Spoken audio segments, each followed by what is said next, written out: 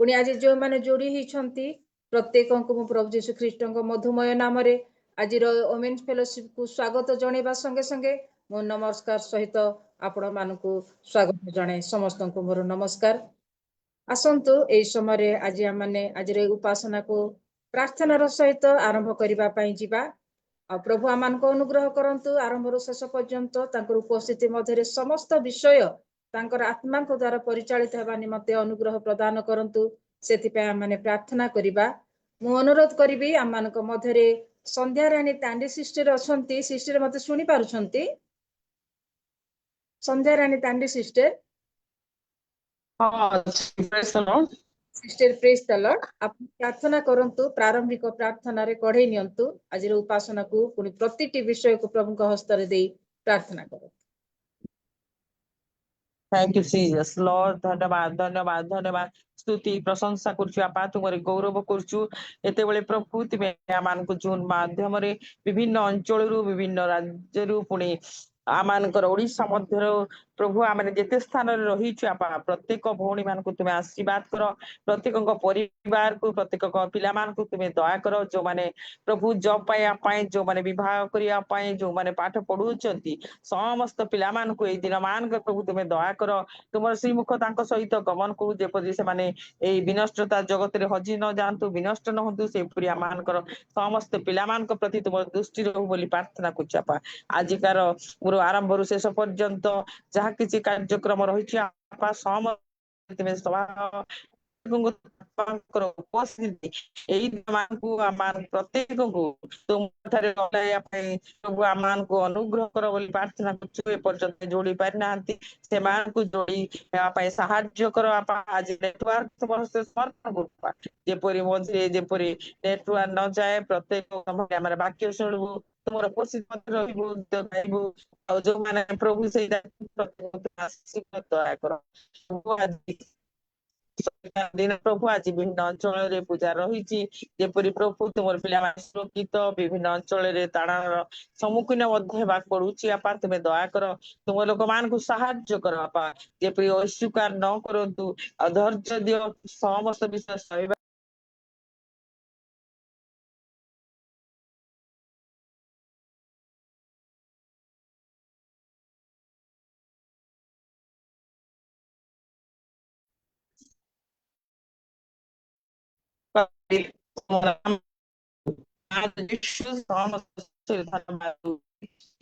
नाम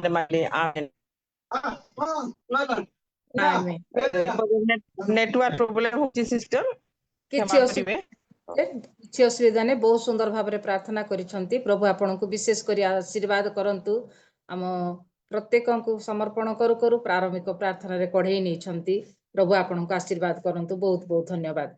आसंतु आमाने नियमित भाव में जे प्रकार गीत संहिता 136 पर्व आमे पठन करू अछु सेही प्रकार गीत संहिता 136 पर्वर 1 रु 10 पद पर्यंत पढ़िबा। मु प्रथम लाइन पढ़िबी आपण माने द्वितीय लाइन पढ़िबा पई प्रभुंकर गौरव निमंते चेष्टा करिवे। आसंतु आमे पठन करिबा। सदा प्रभुंकर धन्यवाद कर कारण से मंगलमय कारण ताहांको दया अनंत काल स्थायी देवमानंकर देवंकर धन्यवाद कर कारण ताहांको दया अनंत काल स्थायी प्रभु मानंकर प्रभुंकर धन्यवाद कर कारण ताहांको दया अनंत काल स्थायी जे महत् आश्चर्य कर्म करिबारे अद्वितीय ताहांकर धन्यवाद कर कारण ताहांको दया अनंत काल स्थायी जे बुद्धि रे आकाश मंडल निर्माण कले ताहांकर धन्यवाद कर कारण ताहांको दया अनंत काल स्थायी जे मंडल जलराशि पर विस्तीर्ण कले ताहांकर धन्यवाद कर कारण ताहांको दया अनंत काल स्थायी जे महाज्योतिर्गण निर्माण कले ताहांकर धन्यवाद कर कारण ताहांको दया अनंत काल स्थायी दिवस रे कर्तृत्व करिबा पई सूर्य को निर्माण कले से कारण ताहांको दया अनंत काल स्थायी रात्रि रे कर्तृत्व करिबा पई चंद्र और तारागण निर्माण कले से कारण ताहांको दया अनंत काल स्थायी प्रथम जात मान को संहार करिबा द्वारा मिश्र को आघात कले से कारण ताहांको दया अनंत काल स्थायी प्रभु ए पठित वाक्य रे गौरव पांतु महिमा पांतु प्रशंसा पांतु। आसंतु आम माने କାର୍ଯ୍ୟସୂଚୀ ଅନୁସାରେ ଆରାଧନାର ସମୟ ଅଟେ। ଆମମାନଙ୍କ ମଧ୍ୟରେ ଅତି ସୁପରିଚିତ ପ୍ରଭୁଙ୍କର ଦାସୀ ଅଛନ୍ତି, ଆଉ ପ୍ରଭୁ ତାଙ୍କୁ ସୁନ୍ଦର କଣ୍ଠ ଦେଇ ଅଛନ୍ତି। ବାକ୍ୟ ଦ୍ୱାରା, ଆରାଧନା ଦ୍ୱାରା, ବିଭିନ୍ନ ମାଧ୍ୟମରେ ତାଙ୍କୁ ବ୍ୟବହାର କରି ଆଣୁଅଛନ୍ତି, ଅନଲାଇନ୍ ଅଫଲାଇନ୍ ଦ୍ୱାରା। ପୁଣି ଆମମାନେ ଯେତେବେଳେ ଅନୁରୋଧ କରୁ, ଆମମାନଙ୍କ ମଧ୍ୟକୁ ଆସି ମଧ୍ୟ ଅତି ସୁନ୍ଦର ଭାବରେ ଅନେକ ଥର ଆରାଧନା କରି ଆମମାନଙ୍କୁ ଉତ୍ସାହିତ କରି ପ୍ରଭୁଙ୍କର ନିକଟବର୍ତ୍ତୀ କରିଅଛନ୍ତି। ଆଜି ମଧ୍ୟ ଆମମାନଙ୍କ ମଧ୍ୟରେ ଅଛନ୍ତି ବେଙ୍ଗଲୁରୁ ସସ୍ମିତା ଗାଣ୍ଟା ସିଷ୍ଟରକୁ ଆସନ୍ତୁ, ଆମେ ଉଚ୍ଚ କରତାଳି ସହିତ ଆଗକୁ ଆହ୍ୱାନ କରିବା, ସେ ଆଗକୁ ଆସିବେ ଏବଂ ଆରାଧନା ଦ୍ୱାରା କଢେଇ ନେବେ। Sister, praise the lord sister. Praise the lord. Zoom रे उपस्थित प्रत्येक प्रेज द लॉर्ड। प्रभुଙ୍କର महान नामको धन्यवाद हो। प्रभु जे अनुग्रह दया कृपा कले अनेक कार्य प्रभु आमको सहाय कले से प्रभु को धन्यवाद दिए। आज सुंदर सुजोग देइछंती तांकर धन्यवाद करबाकू, तांकर प्रशंसा करू करू तांकर चरण तले बसी अल्प समय आराधना करबाकू प्रभु जो सुंदर समय देइछंती सेटा प्रभु को धन्यवाद देबा संगे संगे नलिनी दीदी को बहुत बहुत धन्यवाद सुंदर भाव में आह्वान करछंती। आसंतु ए समय रे हम माने आराधना करबा। प्रभु यीशु मुझ में हो तेरी महिमा। प्रभु यीशु मुझ में हो तेरी महिमा। आराधना हम करते हैं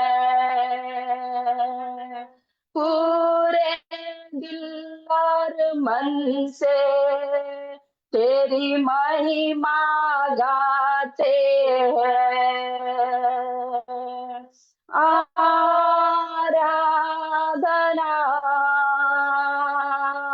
हम करते हैं पूरे दिल और मन से तेरी महिमा गाते हैं। और हम कहते हैं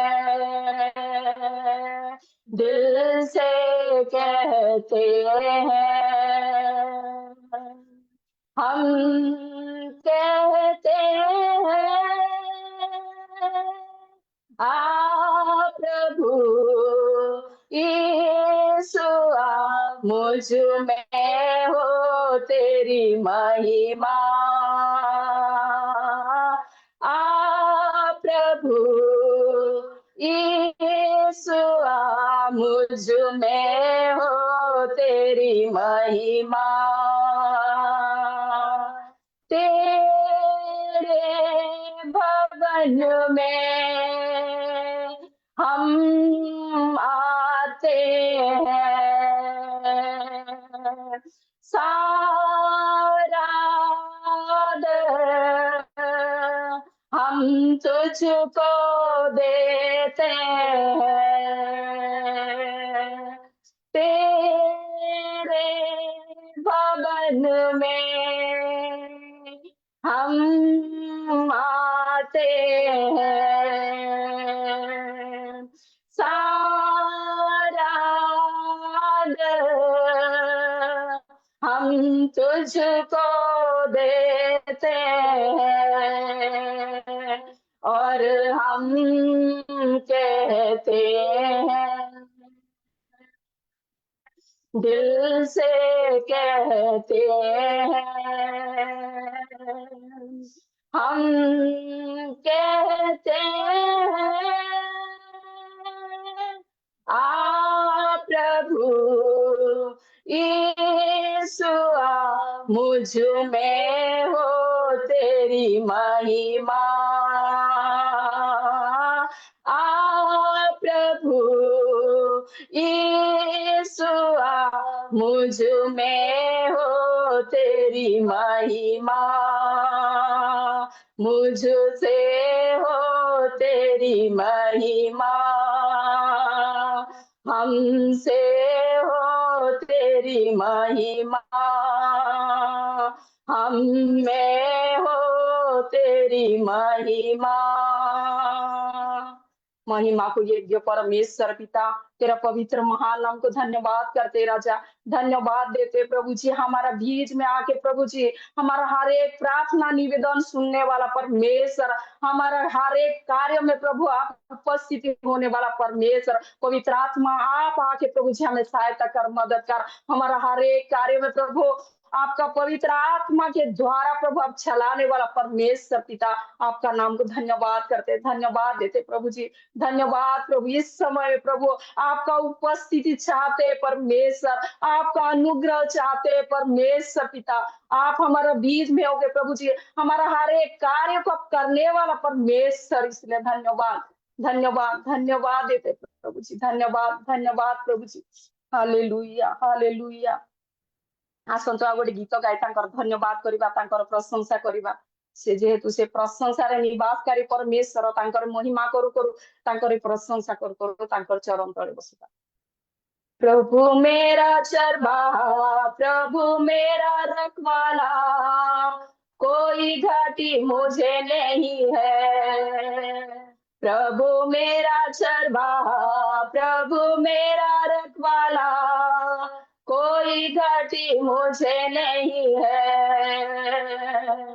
सुखदाई शरण के पास ले जाता है बुझाने मेरे प्यास, सुखदाई शरणों के पास ले जाता है बुझाने मेरे प्यास। धार्मिक मार्ग में वो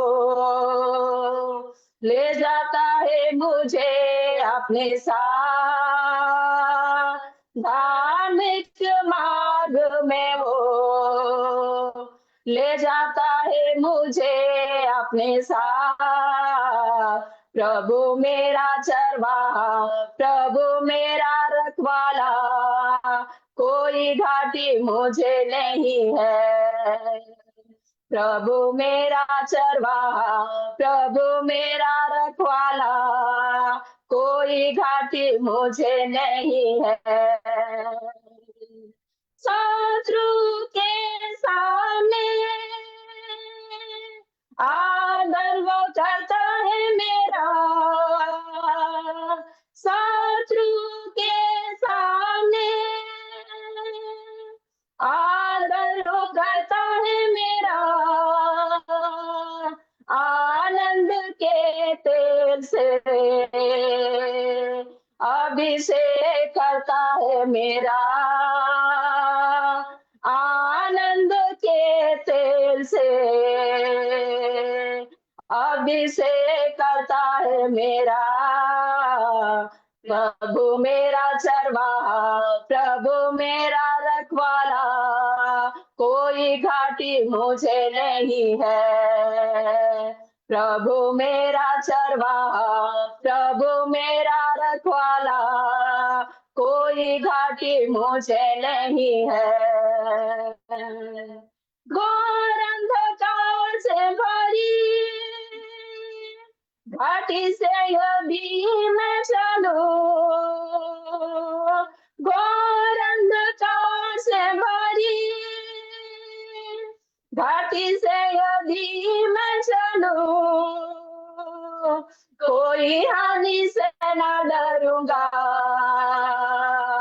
प्रभु मेरा करता है रक्षा, कोई हानि से न डरूंगा। प्रभु मेरा करता है रक्षा, प्रभु मेरा चरवाहा, प्रभु मेरा रखवाला, कोई घाटी मुझे नहीं है। प्रभु मेरा चरवाहा, प्रभु मेरा रखवाला, कोई घाटी मुझे नहीं है। करुणा भलाई जीवन भर निश्चय मेरे साथ रहेगा। करुणा भलाई जीवन भर निश्चय मेरे साथ रहेगा। अपने प्रभु के भवन में सर्वदा मैं वास करूंगा। अपने प्रभु के भवन में सर्वदा मैं वास करूंगा। प्रभु मेरा चरवाहा, प्रभु मेरा रखवाला, कोई घाटी मुझे नहीं है। प्रभु मेरा चरवाहा, प्रभु मेरा रखवाला, कोई घाटी मुझे नहीं है। प्रभु मेरा चरवाहा, प्रभु मेरा रखवाला, कोई घाटी मुझे नहीं है। प्रभु मेरा चरवाहा, प्रभु मेरा रखवाला, कोई घाटी मुझे नहीं है। प्रभु मेरा चरवाहा, प्रभु मेरा रखवाला, कोई घाटी मुझे नहीं है। धन्यवाद धन्यवाद धन्यवाद धन्यवाद प्रभु। हाँ प्रभु, तुम्हें जे हम को रखवाला करने वाला परमेश्वर पिता, तुम्हारी पवित्र महान हमको धन्यवाद करू छपा। तुम्हें हम को प्रत्येक समय प्रभु हम को कढ़ाई नियो, प्रत्येक समय प्रभु हम को सहाय कर प्रभु। आसु हम को जीवन रे कष्ट, आसु हम को जीवन रे दुख, आसु हम को निंदा ताड़ना अपमान सब समय प्रभु हम को तुम्हें समान भाव रे कढ़ाई नहीं आसुच। तुम्हारी महिमा करबा निमंते, तुम्हारी प्रशंसा करबा निमंते, तुमोर ठारे प्रभु अधिक और अधिक बढ़िबा निमंते प्रभु आमान कर सहाय करूछ। हां प्रभु सेथि निमंते धन्यवाद दउछु, धन्यवाद करूछु पिता। तुम्हें जे महान परमेश्वर, तुम्हें आश्चर्य परमेश्वर, तुम्हें पराक्रांत परमेश्वर, केबे हेला आमान को निराश न करिबा परमेश्वर, हताश न करिबा परमेश्वर, आमान कर हाथ धरि तुम्हें कढ़ाइबा परमेश्वर, सेथि निमंते धन्यवाद दउछु। तुम्हारी प्रशंसा करूछु, तुम्हारी स्तुति करूछु। ए सुंदर समय निमंते आमे तुम्हारी प्रशंसा करूछु राजा। तुम्हें आमान को एकत्र तुम्हारी महिमा करबा निमंते, तुम्हार चरण तले बसबा निमंते सुजोग देइबार धन्यवाद दउछु। आजिर प्रत्येक कार्य को तुम्हार चरण तले दउछु बापा। आमाने जे परे प्रभु प्रत्येक जण तुमोर ठारे नम्र भाबरे तुम्हें करिथिबा प्रत्येक कार्य निमंते आमाने धन्यवाद दे तुम्हारी प्रशंसा करू करू तुमोर ठारे समर्पित हेबु। सेतमै सहाय्य कर, प्रत्येक कार्य रे सहाय करिछ, आराधना द्वारा प्रभु तुम्हें पूजा प्रशंसा पाइछ, सेति निमंते धन्यवाद दउछि। वाक्य द्वारा प्रार्थना द्वारा पूजा प्रशंसा पाओ बोली प्रत्येक भारत तुम मस्त तले दे प्रेममय प्रभु यीशु का नाम रे ए छोट भिक्षा मागुछु पिता। आमीन आमीन आमीन। बहुत बहुत धन्यवाद दीदी। बहुत बहुत धन्यवाद। अति सुंदर भाव अर्थपूर्ण गीत पुणी अति सुंदर भाव प्रार्थनार सहित मते पढ़ई नहीं। प्रभु आपण को परिवार को विशेष विशेष आशीर्वाद करंतु। एही प्रकार तांकर गौरव निमंते आहुरी अधिक और अधिक व्यवहार करी आणंतु। यह प्रभु को निकट रे प्रार्थना करे, व्यक्तिगत भाव में धन्यवाद ज्ञापन करे। बहुत बहुत धन्यवाद। आसंतु ए समय वाक्य पठनर समय अटे। आमानक मध्य प्रभुंकर प्रिय दासी रायगड़ा अच्छी सुप्रीति पाल सिस्टर को मैं अनुरोध करे आग को आसवे वाक्य अध्ययन रे पढ़ई नेबे। नानी praise the Lord. Praise the Lord. Praise the Lord. सर्वप्रथम आम मानकर उद्धारकर्ता परित्राणकर्ता रक्षाकर्ता परमेश्वर को धन्यवाद दिए। पुणी मत शरण कर सुंदर सुजोग देथिबारु आ समस्त को मु धन्यवाद दिए। आमर टुनु भाउज को पुणी रुनु को आ प्रत्येक को आमर छवि दीदी को मध्य धन्यवाद दिए। मत शरण कर सुंदर सुजोग देइछंती। आ प्रत्येक को उपस्थित समस्त को मोर नमस्कार। आसंतु आमने गीत सहित 86 पठन करबा। 1 टू 17 पर्यंत अछि, सब पाठ करि परबी। हे सदा कर्ण डेरी मते उत्तर दियो, कारण मु दरिद्र ओ दीनहीन। मोहर प्राण रक्षा कर, जेहेतु मु ईश्वर परायण। हे मोहर परमेश्वर, तुम ठारे भरोसाकारी दासर परित्राण कर। हे प्रभु मो प्रति दयालु हो, कारण मु दिन जाक तुम निकटरे डाक पकाए। आपना दासर प्राण आनंदित कर, कारण हे प्रभु मु तुम आड़े आपना प्राण उठाए। जेहेतु हे प्रभु तुम्हें मंगलमय और क्षमा करने को प्रस्तुत, पुणी तुम्भ निकटरे प्रार्थनाकारी समस्तों प्रति दयारे महान। हे सदा प्रभु मो प्रार्थना रे कर्णपात कर और मो निवेदन रबरे मनोयोग कर। मोहर संकट दिन रे मु तुमको डाकिबी, कारण तुम्भे मते उत्तर देव। हे प्रभु देवगण मध्यरे तुम्भ तुल्य केही नाही, କିବା ତୁମ୍ଭ କର୍ମ ତୁଲ୍ୟ ଆଉ କୌଣସି କର୍ମ ନାହିଁ। हे प्रभु तुम्भर सृष्ट सकल देशीय लोक आसी तुम्भ छामुरे प्रणाम करिवे ओ सेमाने तुम्भ नामर गौरव करिवे, कारण तुम्भे महान और आश्चर्य कर्म करुथाओ। तुम्भे एकमात्र परमेश्वर अट। हे सदा प्रभु तुम्भर पथ मते शिखाओ ओ तुम्भ सत्यतारे गमन करिबी। मु तुम्भ सत्यतारे गमन करिबी। तुम्भ नाम को भय करिबा पाई मते एक मना कर। हे प्रभु मो परमेश्वर मु सर्वांतकरण रे तुम्भर प्रशंसा करिबी ओ मु अनंत काल तुम्भ नामर गौरव करिबी, कारण मो प्रति तुम्भर दया महत। पुणी तुम्भे निचस्त पातालरू मो प्राण को उद्धार करियछ। हे परमेश्वर अहंकारी माने मो विरुद्ध रे उठी अछंती, दुरंत लोकंक मंडली मो प्राण चाहि अछंती। से माने आपना आपना सम्मुख रे तुमको रखी नाहंती। मात्र हे प्रभु तुम्हें स्नेहशील और कृपामय परमेश्वर, क्रोधरे धीर पुणी दया और सत्यतारे परिपूर्ण अट। आहे मो प्रति फेर ओ मते दया कर।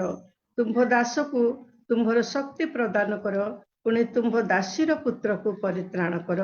मते मंगलार्थक लक्षण देखाओ, तहिरे मो घृणाकारी माने ताहा देखि लज्जित हेबे।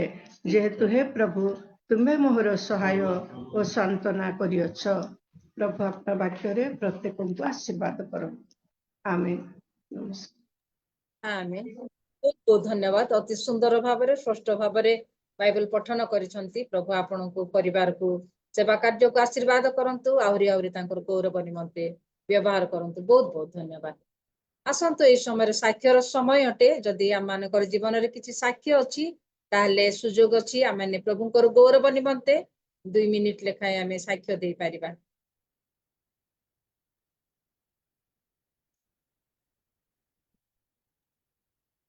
प्रभुकर महानामକୁ विशेष धन्यवाद हो। प्रभु आम मानकर आश्चर्यकारी सामर्थ्य परमेश्वर अटंती। गत बुधवार मो प्रार्थना अनुरोध करथिली मो पुओ निमंते।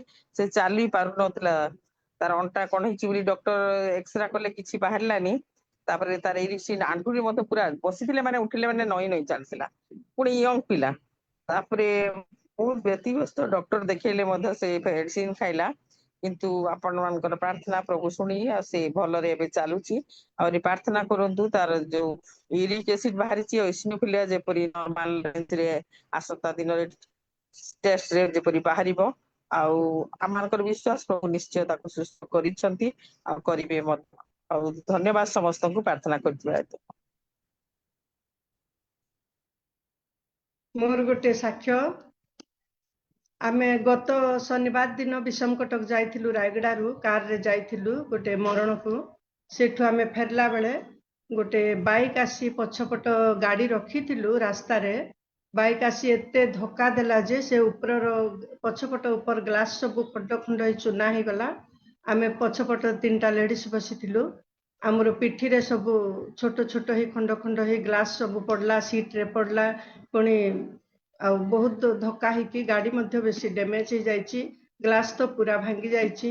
तथापि जे से पिटी देला से गाड़ी रे से पड़ी गला कि कौन ताकू किछि आघात हला नै, कि आमको मध्य 5 जण बसिथिलु काकू गोटे गारो कि गोटे चिन्ह मध्य हला नै। से काच गुंड हे सीट रे सब आडे पिठी रे पड़ला सिना प्रभुंकर दयारु आमे रक्षा पाइलु, सुरक्षा पाइके आसिलु। जदि से कौन ही थांता बेले से माने छाड़ी न थांते आदिवासी लोक। आमको मध्य काकू किछि माड़ ही नै। प्रभु हमको साहाय्य करले, आम सहवर्ती ही सुरक्षा देले, आ कौन से आघात हेबाकू देले नै। आ प्रभु को नाम गौरव हो। प्रभु प्रशंसित परमेश्वर, प्रशंसा निवासी परमेश्वर, आमान को सुरक्षा देवा परमेश्वर आमान को सुरक्षा दे निरापद रे गृह को आनिले। आ प्रभु को नाम धन्य हो। आ धन्यवाद प्रार्थना करिवे। पुणी आ गोटे प्रार्थना आमर दियर झियो कोरापुट रे देइछु ताकू। से कोरापुट रे अछंती, एबे 9 मास चालुची, तार कुशल डेलीवरी पाई मध्य प्रार्थना करिवे। आ आमर परिवार पाई प्रार्थना करिवे। नमस्कार। सर्वप्रथमे मैं सदाप्रभु को धन्यवाद दूची। जूम रे उपस्थित होता प्रत्येक प्रभु को दास दासी मान को मोर प्रेज द लॉर्ड नमस्कार। मोर गोटे साक्ष्य अछि। मो परिवार निमंते टिके प्रार्थना करिवे। मो सब परिवार समस्त जेपरी ପ୍ରଭୁଙ୍କ ଉଦ୍ଦେଶ୍ୟରେ ଆଗକୁ ବଢିବେ। ଛୋଟ ଠାରୁ ବଡ ପର୍ଯ୍ୟନ୍ତ ସମସ୍ତେ ଯେମିତି ଆଗକୁ ଯାଇ ପ୍ରଭୁଙ୍କର ମହିମା କରିବେ, ସେଇ ଅନୁଗ୍ରହ ପ୍ରଭୁ ଦେବେ। ଏତିକି ମୋର ସାକ୍ଷ୍ୟ। ଧନ୍ୟବାଦ। ଜୁମ୍ ରେ ଉପସ୍ଥିତ ପ୍ରତ୍ୟେକ ପ୍ରେସ୍ ଦେଲ। ମୋର ଗୋଟେ ଛୋଟ ସାକ୍ଷ୍ୟ ଅଛି, ତା କହିବାକୁ ଚାହେଁ।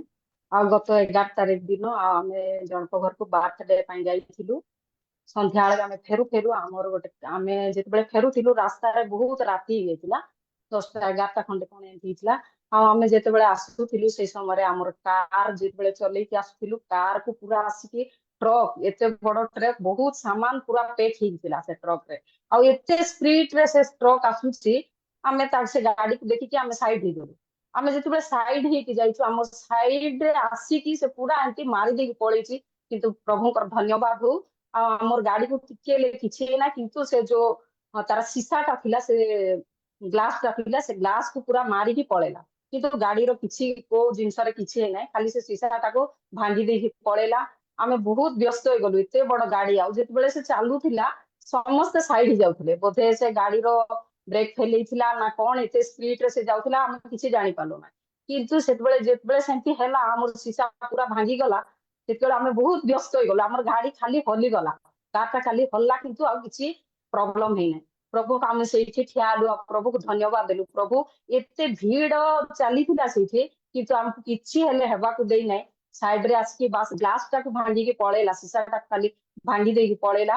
ଆଉ ଯଦି କିଛି ହେଇଥାନ୍ତା, ଏତେ ବଡ ଟ୍ରକ୍ ଆମକୁ ମାରି ଦେଇଥିଲେ, ଆମେ ସେଇ ଟାଇମରେ ସମସ୍ତେ ସେଇଠି ମରି ଯାଇଥାନ୍ତା। କିନ୍ତୁ ପ୍ରଭୁ ଅନୁଗ୍ରହ କରିବା ପରମେଶ୍ୱର ଆମମାନଙ୍କୁ ସହାୟକ ହେଲେ। ଆଉ ସେଇଠି ମୋ ସ୍ୱାମୀ, ମୁଁ, ମୋ ଝିଅ, ଆଉ ମୋ ଉପର ଘର 2ଟା ଝିଅ, ସେମାନେ ବି ବସିଥିଲେ। ଆମେ ସମସ୍ତେ ଯାଉଥିଲୁ, ପ୍ରଭୁ ଆମକୁ ସହାୟକ ହେଲେ। ଆମମାନଙ୍କର ପ୍ରାର୍ଥନା ପ୍ରଭୁ ଶୁଣନ୍ତି। ଆମେ ବାହାରେ ଯିବା ସମୟରେ, ଭିତରେ ଆସିବା ସମୟରେ ଆମମାନଙ୍କୁ ପ୍ରଭୁ ସୁରକ୍ଷା କରନ୍ତି। ସେଥିପାଇଁ ପ୍ରଭୁଙ୍କୁ ଧନ୍ୟବାଦ ଦିଏ। ମୋର ପରିବାର ପାଇଁ, ମୋ ପାଇଁ ପ୍ରାର୍ଥନା କରନ୍ତୁ। ଆଉ ଗୋଟେ ମୋର ପ୍ରାର୍ଥନା ରିକ୍ୱେଷ୍ଟ ଅଛି। ଗତ 10 ତାରିଖରେ ମୋ ପୁଅର ଗୋଟେ ଏଙ୍ଗେଜମେଣ୍ଟ ଆମେ କଲୁ। ପ୍ରଭୁ ଅନୁଗ୍ରହ କଲେ, ଆମେ ଖାଲି ପ୍ରାର୍ଥନା ପାଇଁ ଜଣେଇଥିଲୁ, ଆମର ମଣ୍ଡଳୀରେ ପ୍ରାର୍ଥନା ପାଇଁ ଜଣେଇଥିଲୁ, ମୋ ପୁଅ ପାଇଁ ଗୋଟେ ଝିଅ ଆଉ ଦେଖ ପ୍ରାର୍ଥନାରେ ରଖ ବୋଲିକି। କିନ୍ତୁ ପ୍ରଭୁ ସହାୟକାରୀ ପରମେଶ୍ୱର, ସେ ଅସମ୍ଭବକୁ ସମ୍ଭବ କରିବା ପରମେଶ୍ୱର।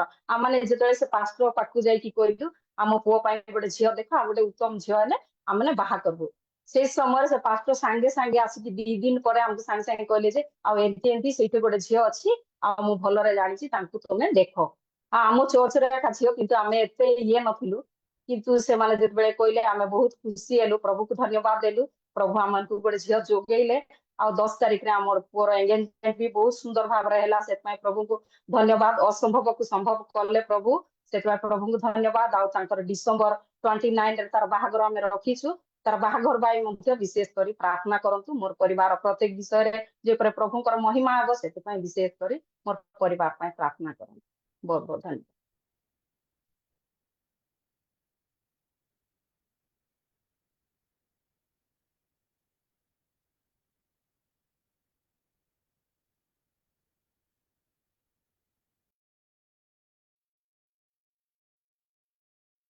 ଆଉ କାହାର ଅଛି କି? ଯଦି ନାହିଁ, ଆମେ ଆଗକୁ ବଢିବା। ମୋର ପୁଅ ଆସିଥିଲା 4 ତାରିଖରେ, ଆଜି ସେ ବେଙ୍ଗଲୁରୁ ଫେରୁଛି, ରାସ୍ତାରେ ଅଛି। ତା ଯାତ୍ରା ପାଇଁ ପ୍ରାର୍ଥନା କରିବେ, ଯେପରି କୁଶଳରେ ସେ ପହଞ୍ଚି ପାରିବ ତାର କାର୍ଯ୍ୟକ୍ଷେତ୍ରରେ।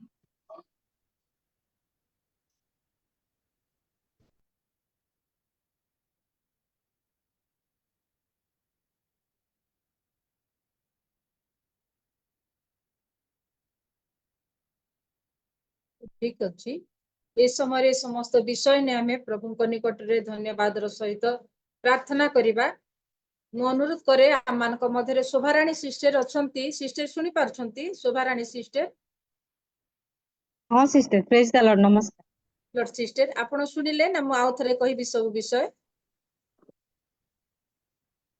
ହଁ ଶୁଣିଲି ସିଷ୍ଟର, ଶୁଣିଲି। ହଁ, ତ ଠିକ ଅଛି। ସମସ୍ତ ବିଷୟ ନେଇ ପ୍ରଭୁଙ୍କ ନିକଟରେ ସମର୍ପଣ କରି ଧନ୍ୟବାଦର ସହିତ ପ୍ରାର୍ଥନା କରିବେ। ଆଉ ଯେଉଁମାନେ ଯାତ୍ରା କରୁଛନ୍ତି, ସେମାନଙ୍କ ନିମନ୍ତେ କୁଶଳରେ ପହଞ୍ଚିବା ନିମନ୍ତେ, ପୁଣି ଯେଉଁମାନେ ଏତେ ବଡ ଦୁର୍ଘଟଣାରୁ ପ୍ରଭୁ ସେମାନଙ୍କୁ ଉଦ୍ଧାର କରି ଅଛନ୍ତି, ସେଥିପାଇଁ ଧନ୍ୟବାଦ ଦେଇ ଏ ସମସ୍ତ ବିଷୟ ନେଇ ପ୍ରଭୁଙ୍କ ନିକଟରେ ପ୍ରାର୍ଥନା। ସର୍ବପ୍ରଥମେ ଆମଙ୍କର ଉଦ୍ଧାରକର୍ତ୍ତା ପରମେଶ୍ୱରଙ୍କୁ ଧନ୍ୟବାଦ ଦେବା ସଙ୍ଗେ ସଙ୍ଗେ ଉପସ୍ଥିତ ପ୍ରତ୍ୟେକ प्रभुंकर दासी मानक मोर ख्रीष्ट प्रेम नमस्कार जनाए आसंता आमने प्रार्थना करबा समय आपण माने मध्य प्रभुंकर चरण तले समर्पित होई आपण माने भी प्रार्थना रे स्मरण करिवे। हालेलुया धन्यवाद धन्यवाद धन्यवाद स्वर्गरे उज्जगी पवित्र पवित्र स्वर्गीय पिता तुम्हारी पवित्र नाम को धन्यवाद देछु प्रभु। पिता आमने अयोग्य दिन धुले मध्य प्रभु तुम्हें आम प्रेम कल दया कल अनुग्रह कल समस्त आपद विपद रोग संकट दुर्घटना प्रभु आज पर्यंत बंचे आनी सदा सर्वदा आमनकर परमेश्वर प्रभु रही से धन्यवाद देछु प्रभु। हाँ पिता तुम्हें अब्राहम इसहाक पुणी जाकुबंग परमेश्वर पुणी ए जगत रे जेते भी विश्वासी मानकर परमेश्वर तुम्हें अट प्रभु से धन्यवाद देछु। धन्यवाद अनुग्रहकारी परमेश्वर तेरे प्रभु पिता तुम्हारी दासी माने प्रभु तुम्हारी पवित्र चरण तले प्रभु विश्वास सहित प्रभु जो साक्षी मान देले प्रभु से धन्यवाद देछु प्रभु। हाँ पिता तुम्हें समस्त विपद समस्त दुर्घटना प्रभु उद्धार कर आनीच प्रभु से धन्यवाद देछु प्रभु। धन्यवाद अनुग्रहकारी परमेश्वर जो माने प्रभु तुमको प्रेम करती तुम्हारी निकट रे विश्वास करती प्रभु से चतुर्दिगरे प्रभु तुम्हारी पवित्र रक्तर बाड़ प्रभु तुम्हें सुरक्षा दे प्रभु तुम्हें नहीं थाओ प्रभु से धन्यवाद देछु प्रभु। तुम्हें तुम्हारी वाक्य अनुजाई प्रभु तुम्हें आमनकर विश्वास अनुजाई प्रभु तुम्हें आमन को शपथ दे प्रभु आज पर्यंत पढ़ाई आनीच आग को मध्य प्रभु सदा सर्वदा आमनकर परमेश्वर अट प्रभु से धन्यवाद देछु प्रभु। धन्यवाद धन्यवाद अनुग्रहकारी परमेश्वर एते प्रभु सुकृति दीदी प्रभु जो भी प्रार्थना विषय मान आउ जो धन्यवाद आ विषय मान कहले प्रभु से धन्यवाद देछु प्रभु। हाँ पिता से माने आउ जो विषय नहीं यात्रा करुथिले प्रभु जो रास्ता रे प्रभु जो दुर्घटना घटी थिला किंतु प्रभु काहाकू प्रभु कौन सी क्षति हेबाकू देल नहीं प्रभु से धन्यवाद देछु प्रभु। समस्ते प्रभु निरापद रे प्रभु निज निज गृह को फेरिले से धन्यवाद देछु प्रभु। धन्यवाद अनुग्रहकारी परमेश्वर पिता आ सुकृति दीदी पुओ मध्य प्रभु आर कार्य क्षेत्र निमंते जो बेंगलोर रे कार्य करुछंती प्रभु से फेरुछंती पिता तुम्हें दया कर अनुग्रह कर तांकर यात्रा को तुम्हें सुरक्षा कर प्रभु तांकर यात्रा समस्त प्रकार आपद विपद रोग संकट दुर्घटना प्रभु उद्धार करी प्रभु सुरक्षार सहित से पहुंची प्रभु से जेपरी प्रभु आउ फोन जोगे आउ प्रभु मेसेज जोगे प्रभु आ निज पिता माता को आनंदर सहकारी प्रभु से आउ आउ से आनंद रे पहुंचली बोली प्रभु से कहबा को पारिबो आउ से विषय मान कर प्रभु तुम्हें दया कर अनुग्रह कर पुणी से जो स्थान रे कार्य करुछंती प्रभु से स्थान रे प्रभु तांको तुम्हें बुद्धि रे ज्ञान रे व्यवहार कर प्रभु पुणी प्रभु समस्त प्रिय पात्र होगा निमंते प्रभु तुम्हें साहाय्य कर दया कर अनुग्रह कर प्रभु तुम्हारी पवित्र चरण तले प्रभु मीना सिस्टम को आउ प्रभु आउ से जो कहले प्रभु धन्यवाद देछु प्रभु। समस्त परिवार निमंते से प्रार्थना जन प्रभु समस्त परिवार जो प्रभु तुम्हारी निकट रे प्रभु सदा सर्वदा समर्पित जीवन काटिबे तुम्हारी निमंते व्यवहार हेबे प्रभु से तुम्हें साहाय्य कर दया कर प्रभु गत दिन मानकर प्रभु जहाँ भी से मिनिस्ट्री रे जहाँ भी से चर्च मंडली रे आ प्रभु जहाँ भी अघटन घटी प्रभु समस्त विषय तुम्हें दूरेल से आनंद सहकारे प्रभु तुम्हें समस्त विषय जेल रु प्रभु तुम्हें फेरे आनिल प्रभु से धन्यवाद देछु प्रभु। धन्यवाद अनुग्रहकारी परमेश्वर तुम्हें तुम्हारी दास दासी मान प्रभु तुम्हें प्रेम करी से प्रभु जो स्थान रे प्रभु से व्यवहार कर प्रभु से स्थान रे तुम्हारी गौरव प्रशंसा निमंते व्यवहार कर पुणी से मुख को एपरी व्यवहार कर प्रभु जो माने भी आज पर्यंत प्रभु तुम्हारी नाम को जानी ना से द्वारा प्रभु तुम्हारी नाम को जानतु विश्वास करतु पुणी विश्वास करी प्रभु तुम्हारी आ निकट को आसतु बोली प्रार्थना करछु प्रभु तुम्हें दया कर अनुग्रह कर एते प्रभु आ सस्मिता सिस्टर को प्रभु आ तुम्हारी चरण तले समर्पण करछु प्रभु। धन्यवाद देछु प्रभु से मध्य प्रभु आ परिवार सहित प्रभु जो स्थान को यात्रा करुथिले आ दुर्घटना घटी किंतु प्रभु तुम्हें कौन सी दुर्घटना हेबारे प्रभु तुम्हें देल नहीं प्रभु से धन्यवाद देछु प्रभु। परिवार को तुम्हें आशीर्वाद कर पुणी सुंदर भाव प्रभु आ वर्शिप करिबारे मध्य प्रभु तुम्हें साहाय्य कल से धन्यवाद देछु प्रभु। धन्यवाद अनुग्रहकारी परमेश्वर पिता एते प्रभु पुत्र निमंते जहाँ भी प्रभु आ कन्या से मैंने खोजुले प्रभु तुम्हें उत्तम कन्या को प्रभु आ तुम्हें जोगाइल प्रभु से धन्यवाद देछु प्रभु। धन्यवाद धन्यवाद अनुग्रहकारी परमेश्वर आगामी दिन मान प्रभु आ डिसेम्बर 29 रे प्रभु जो बाहागर आ डेट ଠିକ କରିଛନ୍ତି ପ୍ରଭୁ ତୁମେ ଆଶୀର୍ବାଦ କର ଦୟା କର ପ୍ରଭୁ ଯାହା ବି ଆୟୋଜନ ରହିଛି ପ୍ରଭୁ ପ୍ରତ୍ୟେକ ଆୟୋଜନ ପ୍ରଭୁ ତୁମେ ଆଶୀର୍ବାଦ କର ପ୍ରଭୁ ପ୍ରତ୍ୟେକ ବନ୍ଧୁ ବାନ୍ଧବ ପରିବାର ସମସ୍ତଙ୍କୁ ପ୍ରଭୁ ସେ ଝିଅ ସହିତ ଆଉ ସେ ପରିବାର ସହିତ ଆନନ୍ଦର ସହିତ ପ୍ରଭୁ ସେମାନେ ବାସ କରିବେ ଏପରି ତୁମେ ସାହାଯ୍ୟ କର ପିତା ତୁମେ ଦୟା କର ଅନୁଗ୍ରହକାରୀ ପରମେଶ୍ୱର ଏଠାରେ ଆମେ ଯେତେ ବି ବସି ଅଛୁ ପ୍ରଭୁ ନିଶ୍ଚୟ ପ୍ରଭୁ ପ୍ରତ୍ୟେକ ଲୋକଙ୍କର ପ୍ରାର୍ଥନା ବିଷୟ ରହିଛି ଆଉ କୌଣସି ଆଉ ବିଷୟ ନେଇ ପ୍ରଭୁ ସେମାନେ କହିପାରିନାହାନ୍ତି କିନ୍ତୁ ପ୍ରଭୁ ତୁମରି ପବିତ୍ର ଚରଣର ସମସ୍ତ ପ୍ରାର୍ଥନାକୁ ରଖୁଅଛି ପ୍ରଭୁ ସମସ୍ତଙ୍କୁ ତୁମେ ସେମାନଙ୍କର ଆବଶ୍ୟକତା ସେମାନଙ୍କର ସମସ୍ତ ସମସ୍ୟା ସମସ୍ତ ଅସୁସ୍ଥତା ଯାହା ବି ବିଷୟ ମାନ ରହିଛି ସମସ୍ତ ବିଷୟ ତୁମେ ଦେଖି ପ୍ରଭୁ ସେମାନଙ୍କୁ ଆଶୀର୍ବାଦ କର ଦୟା କର ଅନୁଗ୍ରହ କର ଏଠାରେ ଉପସ୍ଥିତ ପ୍ରତ୍ୟେକଙ୍କୁ ପ୍ରଭୁ ତୁମେ ଅନୁଗ୍ରହ କର ପିତା ଆଉ ଦିଦି ପରିଚାଳନା କରୁଛନ୍ତି ପ୍ରଭୁ ତାଙ୍କୁ ମଧ୍ୟ ପ୍ରଭୁ ତୁମେ ଆଶୀର୍ବାଦ କର ଦୟା କର ଅନୁଗ୍ରହ କର ଧନ୍ୟବାଦ ଦଉଛି ପ୍ରଭୁ ସମସ୍ତ ପ୍ରାର୍ଥନା ବିନତି ତୁମେ ଶୁଣିଲ ଉତ୍ତର ଦେଲ ସେଥିପାଇଁ ଧନ୍ୟବାଦ ଦେଇ ପରବର୍ତ୍ତୀ କାର୍ଯ୍ୟକ୍ରମକୁ ତୁମରି ପବିତ୍ର ହସ୍ତରେ ସମର୍ପଣ କରି ଏ କ୍ଷୁଦ୍ର ନିବେଦନ ପ୍ରିୟତମ ଯୀଶୁଖ୍ରୀଷ୍ଟଙ୍କ ନାମରେ ମାଗିଲି ପିତା ଆମେନ୍ ଆମେନ୍ ଆମେନ୍ ବହୁତ ବହୁତ ଧନ୍ୟବାଦ ସିଷ୍ଟର ଗୋଟି ଗୋଟି କରି ପ୍ରଭୁଙ୍କ ନିକଟରେ ସ୍ମରଣ କରି ପ୍ରାର୍ଥନାରେ ରଖିଲେ ପ୍ରଭୁ ଆପଣଙ୍କୁ ବିଶେଷ କରିବେ ଆଶୀର୍ବାଦ କରନ୍ତୁ ନିଶ୍ଚୟ ଆମମାନଙ୍କର ପ୍ରାର୍ଥନା ଶ୍ରବଣକାରୀ ପରମେଶ୍ୱର ଆମମାନଙ୍କର ପ୍ରାର୍ଥନା ଶୁଣି ଅଛନ୍ତି ଉତ୍ତର ଦେଇ ଅଛନ୍ତି ପୁଣି ଆଗାମୀ ଦିନ ମାନଙ୍କରେ ମଧ୍ୟ ଆମମାନଙ୍କର ଅନୁରୋଧ ଅନୁସାରେ ସେ ଆମମାନଙ୍କ ପ୍ରତି ଦୟା ଅନୁଗ୍ରହ କରିବେ ଏହି ବିଶ୍ୱାସ ମୋ ପ୍ରତ୍ୟେକଙ୍କର ଅଛି ସେଥିପାଇଁ ପ୍ରଭୁଙ୍କର ମହାନାମର ଧନ୍ୟବାଦ ହଉ ଆସନ୍ତୁ ଏହି ସମୟରେ ସୁନାପଦର ସମୟ ଯଦି ଆମେ ଶିଖି ଅଛୁ ତାହେଲେ ନିଜ ନିଜର ମାଇକ୍ ଅନମ୍ୟୁଟ୍ କରିବା ଆଉ ପ୍ରଭୁଙ୍କର ଗୌରବ ନିମନ୍ତେ ସ୍ୱର୍ଣ୍ଣମୟ ପଦ କହିବା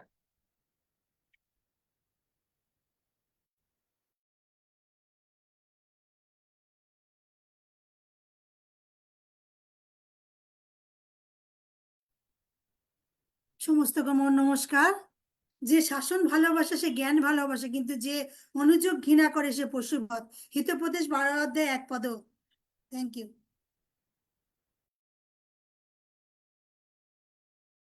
ସମସ୍ତଙ୍କୁ ନମସ୍କାର ମୋ ସ୍ୱର୍ଣ୍ଣମୟ ଉପଦେଶକ 2 ପର୍ବର 1 ପଦ ମୁଁ ଆପଣା ମନେ ମନେ କହିଲି ଆସ ମୁଁ ଏବେ ତୁମ୍ଭକୁ ଆନନ୍ଦ ଦ୍ୱାରା ପରୀକ୍ଷା କରିବି ଯେହେତୁ ସୁଖ ଭୋଗ କର ଆଉ ଦେଖ ତାହା ମଧ୍ୟ ସାର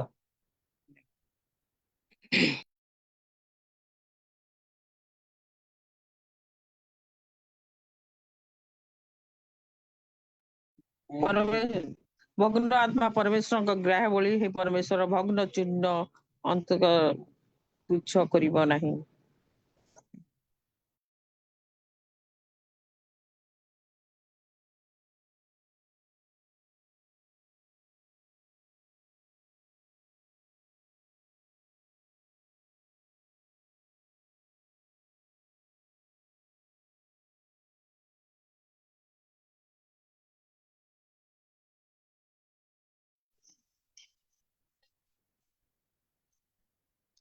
ଗୀତ ସଂହିତା 15ର 31 ଆଉ 32 ହିତୋପଦେଶ 15ର 32 ଆଉ 33 ଯେଉଁ ଲୋକ ଶାସନ ଅଗ୍ରାହ୍ୟ କରେ ସେ ଆପଣା ପ୍ରାଣକୁ ତୁଚ୍ଛ କରେ ମାତ୍ର ଅନୁଯୋଗ ଯେ ଶୁଣେ ସେ ବୁଦ୍ଧି ପାଏ ସଦାପ୍ରଭୁ ବିଷୟକ ଭୟ ଜ୍ଞାନଜନକ ଉପଦେଶ ପୁଣି ନମ୍ରତା ସମ୍ଭ୍ରମର ସମ୍ମୁଖରେ ଥାଏ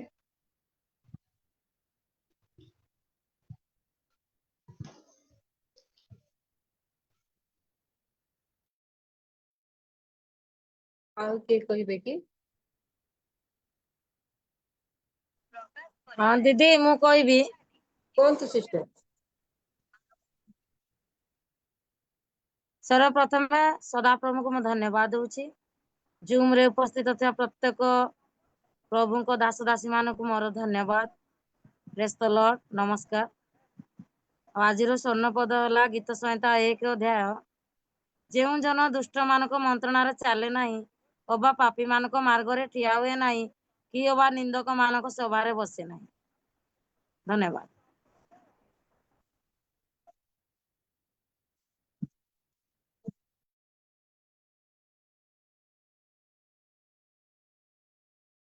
ଆଉ କିଏ କହିବେ କି ମୁଁ କହିବି ପ୍ରେଜ୍ ଦ ଲର୍ଡ ପୁଣି ସଙ୍କଟ ଦିନରେ ଆମ୍ଭକୁ ଡାକ ଆମ୍ଭେ ତୁମକୁ ଉଦ୍ଧାର କରିବା ଆଉ ତୁମେ ଆମର ମହିମା ପ୍ରକାଶ କରିବ ଗୀତ ସଂହିତା 50 ପର୍ବର 15 ପଦ ପ୍ରଭୁ ଗୌରବ ପାଆନ୍ତୁ ଆଉ କିଏ କହିବେ କି ନହେଲେ ଆମେ ଆଗକୁ ବଢିବା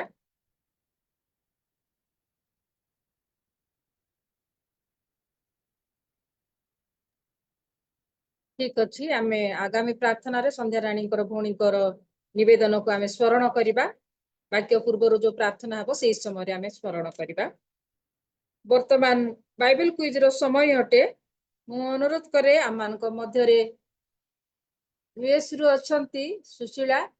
ମୁଁ ଅନୁରୋଧ କରେ ପ୍ରଶ୍ନ ଉତ୍ତର କାର୍ଯ୍ୟକ୍ରମରେ କଢେଇ ନେବେ। ପ୍ରେଜ୍ ଦ ଲର୍ଡ ମଣି, ପ୍ରେଜ୍ the Lord. Praise the Lord, sister. Praise the Lord. Thank you so much. ଉପସ୍ଥିତ ପ୍ରତ୍ୟେକଙ୍କର ପ୍ରେଜ୍ ଦ ଲର୍ଡ ଜଣାଉଛି। ଆଉ ଆଜିର ବାଇବଲ କୁଇଜରେ ଯୋଉ ଅଧ୍ୟାୟ ହେବ ତାହା ହଉଛି ଯାତ୍ରା ପୁସ୍ତକ 28 ଅଧ୍ୟାୟ। ଆଉ ମୁଁ ଆପଣମାନଙ୍କ ସହିତ ଏଇ ସ୍କ୍ରିନ୍ ସେୟାର କରିଛି। ଆଉ ମୁଁ ଯେତେବେଳେ ପ୍ରଶ୍ନ ପଢିବି ଆପଣମାନେ ଆଉ ଅନମ୍ୟୁଟ କରିକି ଉତ୍ତର ଦେବେ। ଆଉ ସବୁ ସପ୍ତାହ ଭଳିଆ ଆଉ ପୁଣି ଯଦି ଜାଣିପାରୁନାହାନ୍ତି ଅବଶ୍ୟ ଆପଣ ଖୋଲି ପାରିବେ ଯାତ୍ରା ପୁସ୍ତକ 28 ଅଧ୍ୟାୟ। ତାହେଲେ ମୁଁ ପ୍ରଥମ ପ୍ରଶ୍ନ ପଢୁଛି।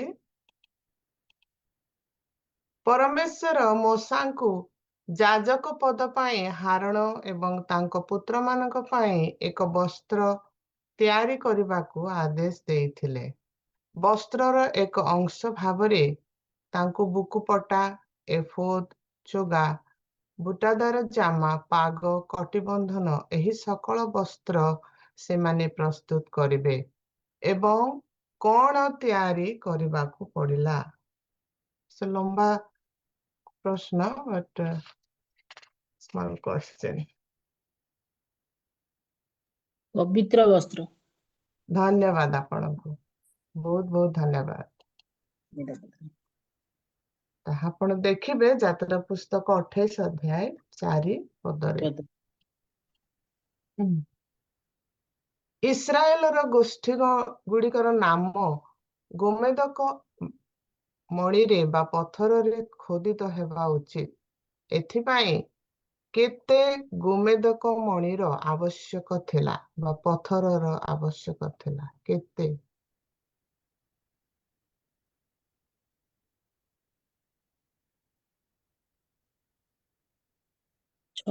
ଛଅ ମଣି। ଧନ୍ୟବାଦ। 2 actually ଆପଣ ଦେଖିବେ 28 ଅଧ୍ୟାୟର 9 ପଦରେ। ଧନ୍ୟବାଦ ଆପଣଙ୍କୁ। Okay, ଦେଖିଲେ ନା? Okay, thank you. ପ୍ରତ୍ୟେକ ଗୋମେଦକ ପଥରରେ ଇସ୍ରାଏଲର କେତେ ବଂଶାବଳୀର ନାମ ଖୋଦିତ ହେବା ଉଚିତ, ଯାହା ଯାଜକ ପୋଷାକ ପାଇଁ ବ୍ୟବହୃତ ହେବ?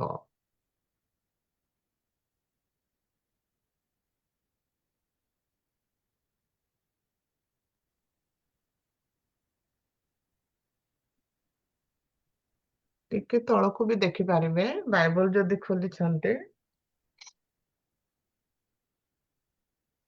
ଚାରି ପଂକ୍ତି। ଚାରି ପଂକ୍ତି।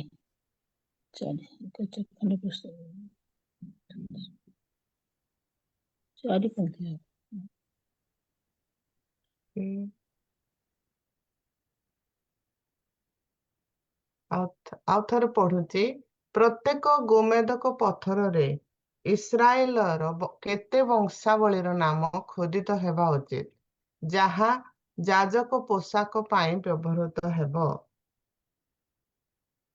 6 ନାମ ମଣି ଉପରେ, 6 ନାମ ଅନ୍ୟ ମଣି ଉପରେ। ଧନ୍ୟବାଦ, ଧନ୍ୟବାଦ। ୟେସ୍। ତ ଦେଖିବେ 28 ଅଧ୍ୟାୟର 10 ପଦରେ ଇସ୍ରାଏଲର ଗୋଷ୍ଠୀ ଗୁଡ଼ିକର ନାମ ଗୋମେଦକ ପଥରରେ ଖୋଦନ କରିବା ଏବଂ ଏଫୋଦର କାନ୍ଧରେ ଏହି ଗୋମେଦକ ପଥର ଗୁଡ଼ିକୁ ରଖିବାର ଉଦ୍ଦେଶ୍ୟ କଣ ଥିଲା?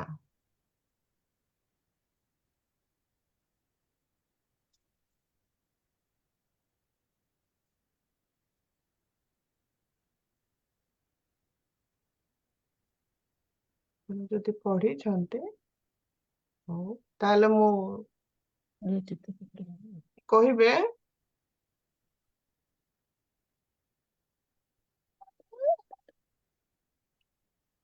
ଠିକ ଅଛି, ଏହା ଏକ, ମୁଁ ହିଁ ଉତ୍ତର କହୁଛି, ଏହା ଏକ ସ୍ମରଣକାରୀ ଥିଲା ଯେ ହାରଣ ଇସ୍ରାଏଲର ଲୋକମାନଙ୍କୁ ପ୍ରତିନିଧିତ୍ୱ କରନ୍ତି।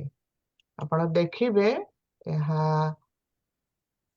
ଯାତ୍ରା ପୁସ୍ତକ 28 ଅଧ୍ୟାୟର 12 ପଦରେ ହିଁ ଅଛି। ଦେଖିଲେ ଆଉ ଜଣେ କିଏ ପଢି ଦେଇ ପାରିବେ ଯଦି ପଢିବାକୁ ଚାହାନ୍ତି। ପୁଣି ଇସ୍ରାଏଲ ସନ୍ତାନଙ୍କୁ ସ୍ମରଣ କରିବା ନିମନ୍ତେ ତୁମ୍ଭେ ଏହି ଦୁଇ ମଣି ଏଫଦର 2 ସ୍କନ୍ଧ ପଟରେ ଦେବ। ତହିଁରେ ହାରଣର ସ୍ମରଣାର୍ଥେ ସଦାପ୍ରଭୁଙ୍କ ସମ୍ମୁଖରେ ଆପଣ 2 ସ୍କନ୍ଧରେ ସେମାନଙ୍କ ନାମ ବହିବ। ସ୍ମରଣାର୍ଥେ। ଧନ୍ୟବାଦ ଆପଣଙ୍କୁ। ତ ଆଉ ଥରେ ଆଉ ଗୋଟେ ପ୍ରଶ୍ନ ପଢୁଛି।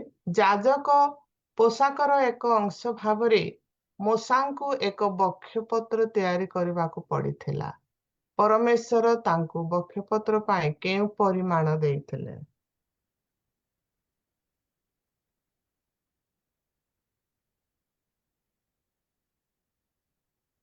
ଦୁଇ ସ୍ୱର୍ଣ୍ଣସ୍ଥଳୀ দিয়েଥିଲା। ଧନ୍ୟବାଦ ଆପଣ। ସ୍ୱର୍ଣ୍ଣସ୍ଥଳୀ କରିବେ। ଠିକ ଅଛି, ଧନ୍ୟବାଦ। ଆପଣ ଦେଖିବେ ଯାତ୍ରା ପୁସ୍ତକ 28 ଅଧ୍ୟାୟର 16 ପଦରେ। 16 ପଦ। ହଁ, ଧନ୍ୟବାଦ। କିଛି ଅସୁବିଧା ନାହିଁ, କାରଣ ଏହି ଅଧ୍ୟାୟ ଅତି କଷ୍ଟ ଆଉ ଉତ୍ତର ଦେବା ବି କଷ୍ଟ। କିନ୍ତୁ ଯୋଉ ବାଇବଲ ଦେଖିକି କହିପାରିବେ, ଯଦି ପଢିଛନ୍ତି ଆଗରୁ ତାହେଲେ ହିଁ ହେଇପାରିବ, ନୋ ପ୍ରୋବ୍ଲେମ। ପୁରୋହିତଙ୍କ ବକ୍ଷସ୍ଥଳରେ କେତେ ଧାଡି ପଥର ରହିବା ଉଚିତ?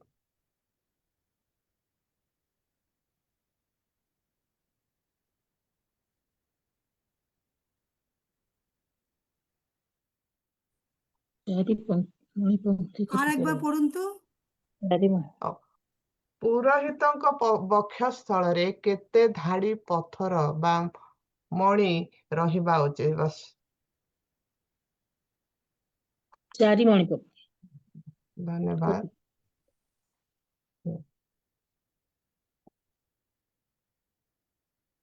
ବକ୍ଷସ୍ଥଳରେ ଥିବା ପଥରର ପ୍ରଥମ ଧାଡିରେ କେଉଁ ମୂଲ୍ୟବାନ ପଥର ରହିବା ଉଚିତ? ପ୍ରଥମ ପଂକ୍ତିରେ ଚୁଣି, ପିତ୍ତମଣି, ମରକତ। ଧନ୍ୟବାଦ। ଧନ୍ୟବାଦ ଆପଣଙ୍କୁ। ବକ୍ଷସ୍ଥଳରେ ଥିବା ଦ୍ୱିତୀୟ ଧାଡି ପଥରରେ କେଉଁ ମୂଲ୍ୟବାନ ପଥର ରହିବା ଉଚିତ? ପଦ୍ମରାଗ, ନୀଳକାନ୍ତ, ହୀରକ। Very good, thank you. ବକ୍ଷପଟରେ ଥିବା ତୃତୀୟ ଧାଡି ପଥରରେ କେଉଁ ମୂଲ୍ୟବାନ ପଥର ରହିବା ଉଚିତ? ନାହିଁ। নীলকান্ত হীরক। ନାହିଁ।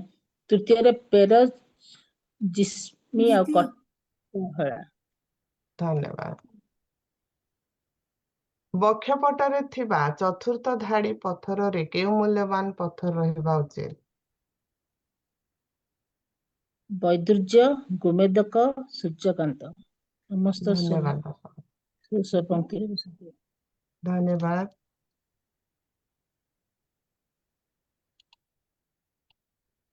ପୁରୋହିତ ପୋଷାକର ବୁକୁପଟା ପାଇଁ କେତେ ସୁନାର ମୁଦ୍ରିକା ତିଆରି କରାଯିବା ଉଚିତ?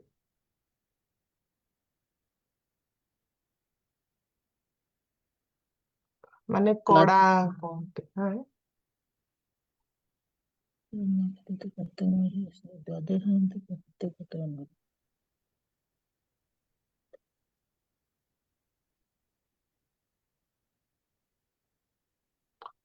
ଠିକ ଅଛି। ଦୁଇ କଡ଼ା ଦୁଇ କଡା। ହଁ, ଧନ୍ୟବାଦ। ଦୁଇ କଡା, ଥ୍ୟାଙ୍କ ୟୁ। ପୁରୋହିତ ପୋଷାକର ବକ୍ଷସ୍ଥଳ ପାଇଁ କେତେ ସୁନାର ଶିକୁଳି ତିଆରି କରିବା ଉଚିତ? ଶିକୁଳି ମାନେ କେମିତି ସେ କଡା ବନ୍ଦ କରି ରଖିବେ, ସେଥିପାଇଁ କୁହନ୍ତୁ।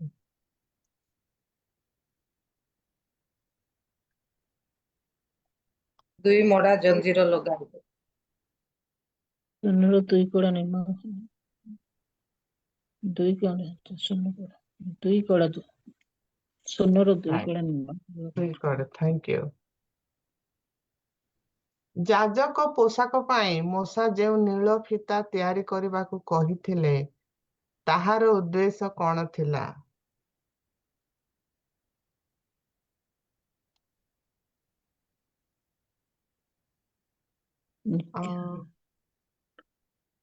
ଯାଜକ ପୋଷାକ ପାଇଁ ଯାଜକ ପୋଷାକ ପାଇଁ ମୂଷା ଯେଉଁ ନୀଳ ଫିତା ତିଆରି କରିବାକୁ କହିଥିଲେ ତାହାର ଉଦ୍ଦେଶ୍ୟ କଣ ଥିଲା?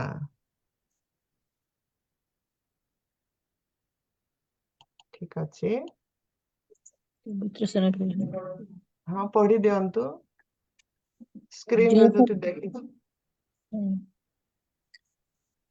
ତହିଁରେ ବୁକୁପଟା ଯେପରି ଏଫଦର ଚିତ୍ରିତ ପଟୁକା ଉପରେ ଥାଇ ଏଫଦରୁ ଖସି ନ ପଡେ ଏଥିପାଇଁ ସେମାନେ ବୁକୁପଟାକୁ ନିଜ କଳାରେ ନୀଳ ସୂତା ଦ୍ୱାରା ଏଫଦର କଡ଼ା ସହିତ ବନ୍ଦ ରଖିବେ। ଯେଉଁ ସମୟରେ ହାରଣ ପବିତ୍ର ସ୍ଥାନ ପ୍ରବେଶ କରିବେ ସେହି ସମୟରେ ସଦାପ୍ରଭୁଙ୍କ ସମ୍ମୁଖରେ ନିତ୍ୟ ସ୍ମରଣାର୍ଥେ ସେ ବିଚାରାର୍ଥକ ବୁକୁପଟା ଇସ୍ରାଏଲ ପୁତ୍ରର ନାମ ସକଳ ଆପଣା ହୃଦୟ ଉପରେ ବହନ କରିବେ। ଧନ୍ୟବାଦ। ହାରଣ ପବିତ୍ର ସ୍ଥାନକୁ ଯିବା ସମୟରେ କାହିଁକି ତାଙ୍କ ହୃଦୟ ଉପରେ ଇସ୍ରାଏଲ ଗୋଷ୍ଠୀଗୁଡ଼ିକର ନାମ ବକ୍ଷପଟରେ ବହନ କରିବେ? ସଦାପ୍ରଭୁଙ୍କ ସହ ନିତ୍ୟ ବିଚାରାର୍ଥ ସ୍ମରଣ କରିବା ପାଇଁ। ଧନ୍ୟବାଦ। ତ ଏହା ଥିଲା ଲାଷ୍ଟ ଭର୍ସ ଆପଣ ପଢିବେ ଯାହାକି ଯାତ୍ରା ପୁସ୍ତକ 28 ଅଧ୍ୟାୟର 29 ପଦରେ ଆଉ ଏହାର ଉତ୍ତର ଥିଲା। ଯଦି କେହି ଦେଖୁଛନ୍ତି ପଢି ଦେଇ ପାରିବେ।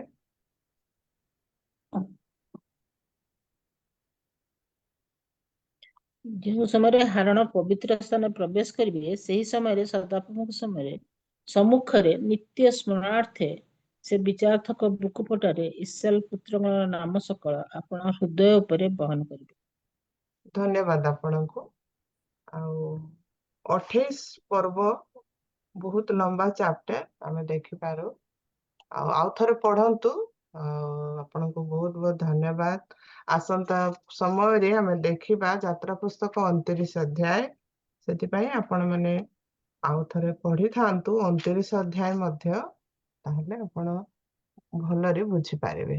ଆଉ ମୁଁ ବର୍ତ୍ତମାନ ଭିଡିଓକୁ ଆଉ ଥରେ ସେୟାର କରୁଛି ଆପଣମାନଙ୍କ ସହିତ। ଆଉ ଏହି 28 ଅଧ୍ୟାୟ ତ ଆମେ ଆଉ ଥରେ ଭଲରେ ଦେଖିପାରିବା ଏବଂ ବୁଝି ବି ପାରିବା ଆଶା କରୁଛି। ତାହେଲେ ମୁଁ ସେୟାର କରୁଛି ସବୁ ସପ୍ତାହ ଭଳିଆ।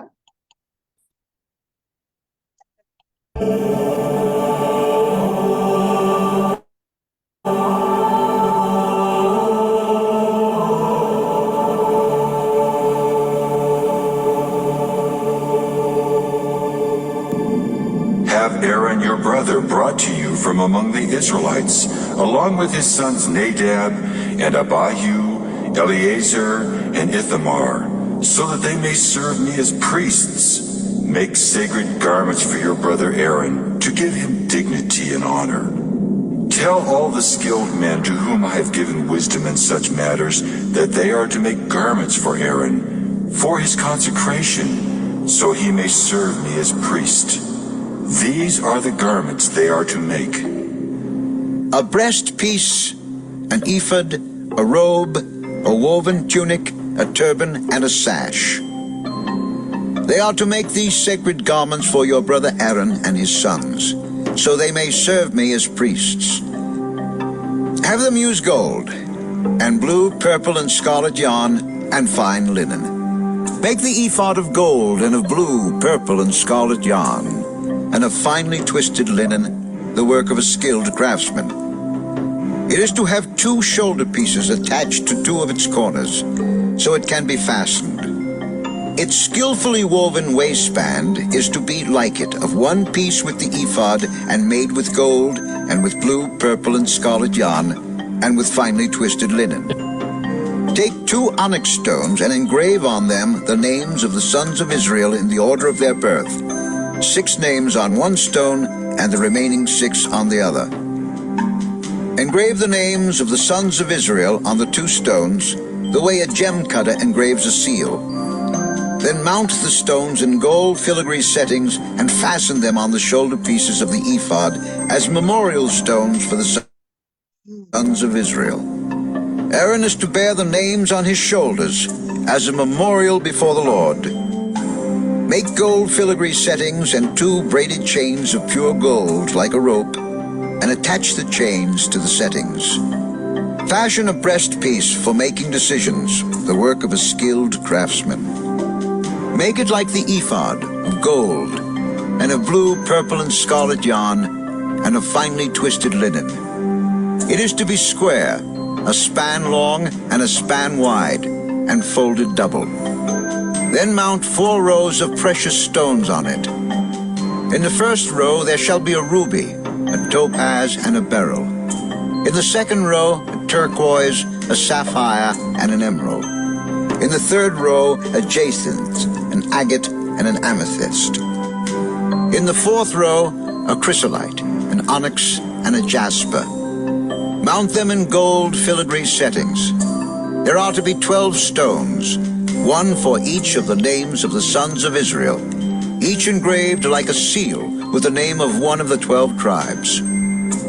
For the breastpiece, make braided chains of pure gold like a rope. Make 2 gold rings for it, and fasten them to 2 corners of the breastpiece. Fasten the 2 gold chains to the rings at the corners of the breastpiece, and the other ends of the chains to the 2 settings, attaching them to the shoulder pieces of the ephod at the front. Make 2 gold rings and attach them to the other 2 corners of the breastpiece on the inside edge next to the ephod. Make 2 more gold rings and attach them to the bottom of the shoulder pieces on the front of the ephod, close to the seam just above the waistband of the ephod.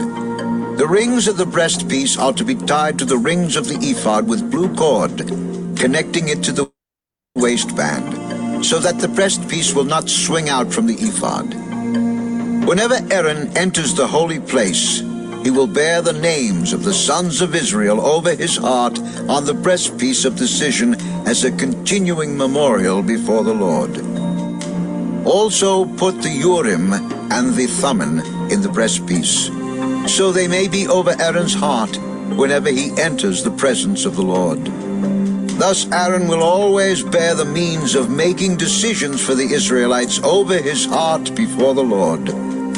Make the robe of the ephod entirely of blue cloth, with an opening for the head in its center. There shall be a woven edge like a collar around this opening, so that it will not tear.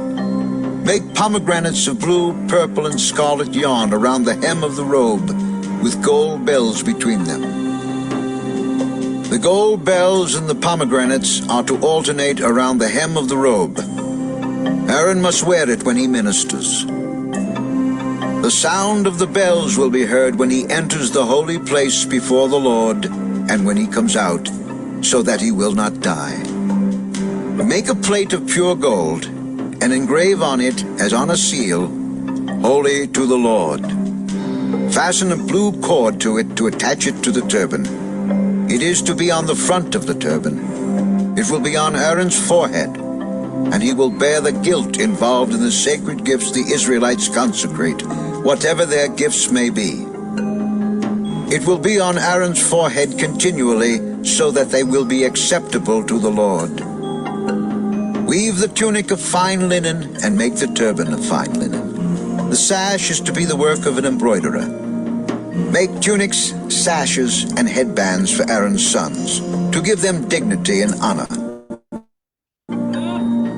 After you put these clothes on your brother Aaron and his sons, anoint and ordain them. Consecrate them so they may serve me as priests. Make linen undergarments as a covering for the body, reaching from the waist to the thigh. Aaron and his sons must wear them whenever they enter the tent of meeting or approach the altar to minister in the holy place, so that they will not incur guilt and die. This is to be a lasting ordinance for Aaron and his descendants.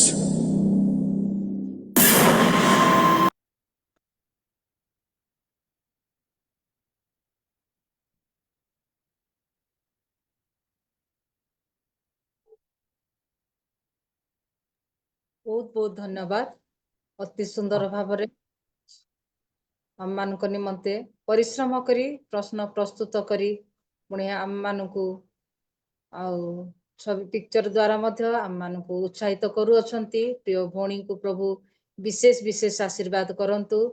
ବହୁତ ଜିନିଷ ଆମେ ଶିଖି ପାରୁଅଛୁ। ମୁଁ ଯେତେବେଳେ ଦେଖୁଥିଲି, ଯେତେବେଳେ ସେମାନେ ସେ ଯାଜକୀୟ କର୍ମ କରୁଥିଲେ, ଏତେ ଜିନିଷ ଗୁଡାକ ସେମାନଙ୍କୁ ପିନ୍ଧିବାକୁ ହଉଥିଲା। ତତ୍ପରେ ସେମାନେ ପବିତ୍ର ଭାବରେ ସେହି ମନ୍ଦିର ଭିତରକୁ, ସେ ମହାପବିତ୍ର ସ୍ଥାନକୁ ସେମାନେ ଯାଉଥିଲେ। କି ଭୟଙ୍କର ବିଷୟ! ଯଦି ସେମାନଙ୍କର ଅନ୍ତରରେ କି ଶରୀର ମଧ୍ୟରେ କୌଣସି ଟିକେ ପାପ ରହୁଥିଲା, ସେମାନେ ମୃତ୍ୟୁବରଣ କରି ଯାଉଥିଲେ। ପ୍ରଭୁ ଆମମାନଙ୍କୁ କେତେ ଅନୁଗ୍ରହ କରିଅଛନ୍ତି, ଦୟା କରିଅଛନ୍ତି ଯେ ତାଙ୍କର ନିକଟବର୍ତ୍ତୀ ହେବା ନିମନ୍ତେ ପ୍ରଭୁ ସେ ସମସ୍ତ ବନ୍ଧନକୁ ଆମମାନଙ୍କୁ ମୁକ୍ତ କରି ସିଧାସଳଖ ପ୍ରଭୁଙ୍କ ନିକଟରେ ଡାକ ପକେଇବା ନିମନ୍ତେ, ସିଧାସଳଖ ପ୍ରଭୁଙ୍କର ନିକଟବର୍ତ୍ତୀ ହେବା ନିମନ୍ତେ ଅନୁଗ୍ରହ ପ୍ରଦାନ କରିଅଛନ୍ତି। ପ୍ରଭୁ ଗୌରବ ପାଆନ୍ତୁ। ପ୍ରଭୁଙ୍କର ଦାସୀକୁ ଆହୁରି ଆହୁରି ଆଶୀର୍ବାଦ କରନ୍ତୁ। ମୁଁ ଯେତେବେଳେ ଦେଖୁଥିଲି, ଭୟ ଲାଗୁଥିଲା ମତେ ସେ ସବୁ ଦେଖିଲା ବେଳେ। ସେମାନେ କି ପ୍ରକାର ଭାବରେ, ମାନେ କୋଉଠି କଣ ପ୍ରଭୁଙ୍କର ନିର୍ଦ୍ଦେଶ ଅନୁସାରେ ସମସ୍ତ ବିଷୟ, ସେମାନଙ୍କର କଟିବନ୍ଧନ, ସେମାନଙ୍କର ପୋଷାକ, ସେମାନଙ୍କର ଶିଙ୍କୁଳି, ଆଉ ଯାହା ସବୁ ମଣି, ସେ ଖଚନ, ସେ ସବୁ ଯାକ କୋଉଠି କି ପ୍ରକାର ଭାବରେ କୋଉ ଜିନିଷ ଲାଗିବ, ଏତେ ସବୁ ବିଷୟ ସେମାନଙ୍କୁ କରିବାକୁ ପଡୁଥିଲା। ଆଜି ଆମମାନେ ଯେତେବେଳେ ତାଙ୍କର ଚରଣ ନିକଟକୁ ଆସୁଅଛୁ, ଟିକେ ନିର୍ମଳ ଅନ୍ତଃକରଣ, ଟିକେ ନମ୍ର ହୃଦୟ ନେଇକି ପ୍ରଭୁ ଆସ କହୁଛନ୍ତି, ସେହା ବି ଆମେ କରିପାରୁନାହୁଁ। ପ୍ରଭୁ ଆଜିର ଏଇ ଶାସ୍ତ୍ରାଂଶ ଦ୍ୱାରା, ପ୍ରଶ୍ନ ଉତ୍ତର ଦ୍ୱାରା ପ୍ରଭୁ ଆମକୁ ଅନୁଗ୍ରହ କରନ୍ତୁ। ଆଗାମୀ ଦିନ ମାନଙ୍କରେ ଆମମାନେ ଯେ ପ୍ରକାର ପବିତ୍ରତାର ସହିତ, ସର୍ବାନ୍ତକରଣ ସହିତ ପ୍ରଭୁଙ୍କର ସନ୍ତୋଷ ଭାଜନ ହେଲା ଭଳି ଆମେ ଉପାସନା କରିପାରିବା। ପ୍ରଭୁ ଆମ ପ୍ରତ୍ୟେକଙ୍କୁ ଶିଖାନ୍ତୁ। ବହୁତ ବହୁତ ଧନ୍ୟବାଦ। ମୋ ବ୍ୟକ୍ତିଗତ ଭାବରେ ମଧ୍ୟ ମଣିଙ୍କୁ ମୁଁ ଧନ୍ୟବାଦ ଜ୍ଞାପନ କରେ। ଏହା ଦ୍ୱାରା ଆମେ ଅନେକ ବିଷୟ ଶିଖୁଅଛୁ। ପ୍ରଭୁ ଗୌରବ ପାଆନ୍ତୁ। ଆଗାମୀ ଦିନ ମାନଙ୍କରେ ମଧ୍ୟ ଏହି ପ୍ରକାର ଆମମାନଙ୍କର ଆତ୍ମିକ ଜୀବନର ଅଭିବୃଦ୍ଧି ହେବା ନିମନ୍ତେ ଏହି ପ୍ରକାର ପ୍ରଶ୍ନ ଉତ୍ତର ନେଇ ଆସିବେ ବୋଲି ଧନ୍ୟବାଦ ଦିଏ। ପୁଣି ଯେଉଁ ଭଉଣୀମାନେ ପାରୁ ପର୍ଯ୍ୟନ୍ତ ସେମାନେ ଚେଷ୍ଟା କରିଛନ୍ତି, ବାସ୍ତବ ଭାବରେ ଏଗୁଡାକ କହିବାର କଷ୍ଟକର ବିଷୟ, ଏହାର ଉତ୍ତର କିନ୍ତୁ ଭଉଣୀମାନେ ଅତି ସୁନ୍ଦର ଭାବରେ ପ୍ରଶ୍ନର ଉତ୍ତର ମଧ୍ୟ ଦେଇଥିବାରୁ ମୁଁ ବିଶେଷ ବିଶେଷ ଧନ୍ୟବାଦ ଜ୍ଞାପନ କରେ। ପ୍ରଭୁ ଆପଣ ମାନଙ୍କୁ ଆଶୀର୍ବାଦ କରନ୍ତୁ। ଏହି ସମୟରେ ଆସୁ ଆମେ ମାନେ ବାକ୍ୟ ଶୁଣିବା ପୂର୍ବରୁ ପଦେ ପ୍ରାର୍ଥନା କରିବା। ମୁଁ ଅନୁରୋଧ କରେ ଆମମାନଙ୍କ ମଧ୍ୟରେ ଶାନ୍ତିପଲ ସିଷ୍ଟର ଅଛନ୍ତି। ସିଷ୍ଟର ପ୍ରେଜ ଦ ଲର୍ଡ। ଶାନ୍ତିପଲ ସିଷ୍ଟର, টুনু ମୋର ভাউজ ଗୋଟେ ପ୍ରାର୍ଥନା রিকোয়েস্ট ଥିଲା। আজ্ঞা আমাদের গ্রুপে ছাড়িছন্তি আমাদের পিঙ্কি ভৌনির পায়ে একটু প্রার্থনা করবার জন্য। তার ভিপি হাই হয়ে যাইছে, তার জন্য তাকে, তার অসুস্থতার জন্য তাকে তার প্রার্থনা মাগিছে, মানে প্রভু তাকে সুস্থ করব। সেদিন তার পায়ে একটু প্রার্থনা করব। আমার মীরা ভৌনির পায়ে একটু প্রার্থনা করব। সে তার বোধহয় হয়েছে, বেল মিলেছে, তার জন্য প্রভুকে ধন্যবাদ দেবো। আবার তাদের ফ্যামিলির জন্য প্রার্থনা করব। Thank you.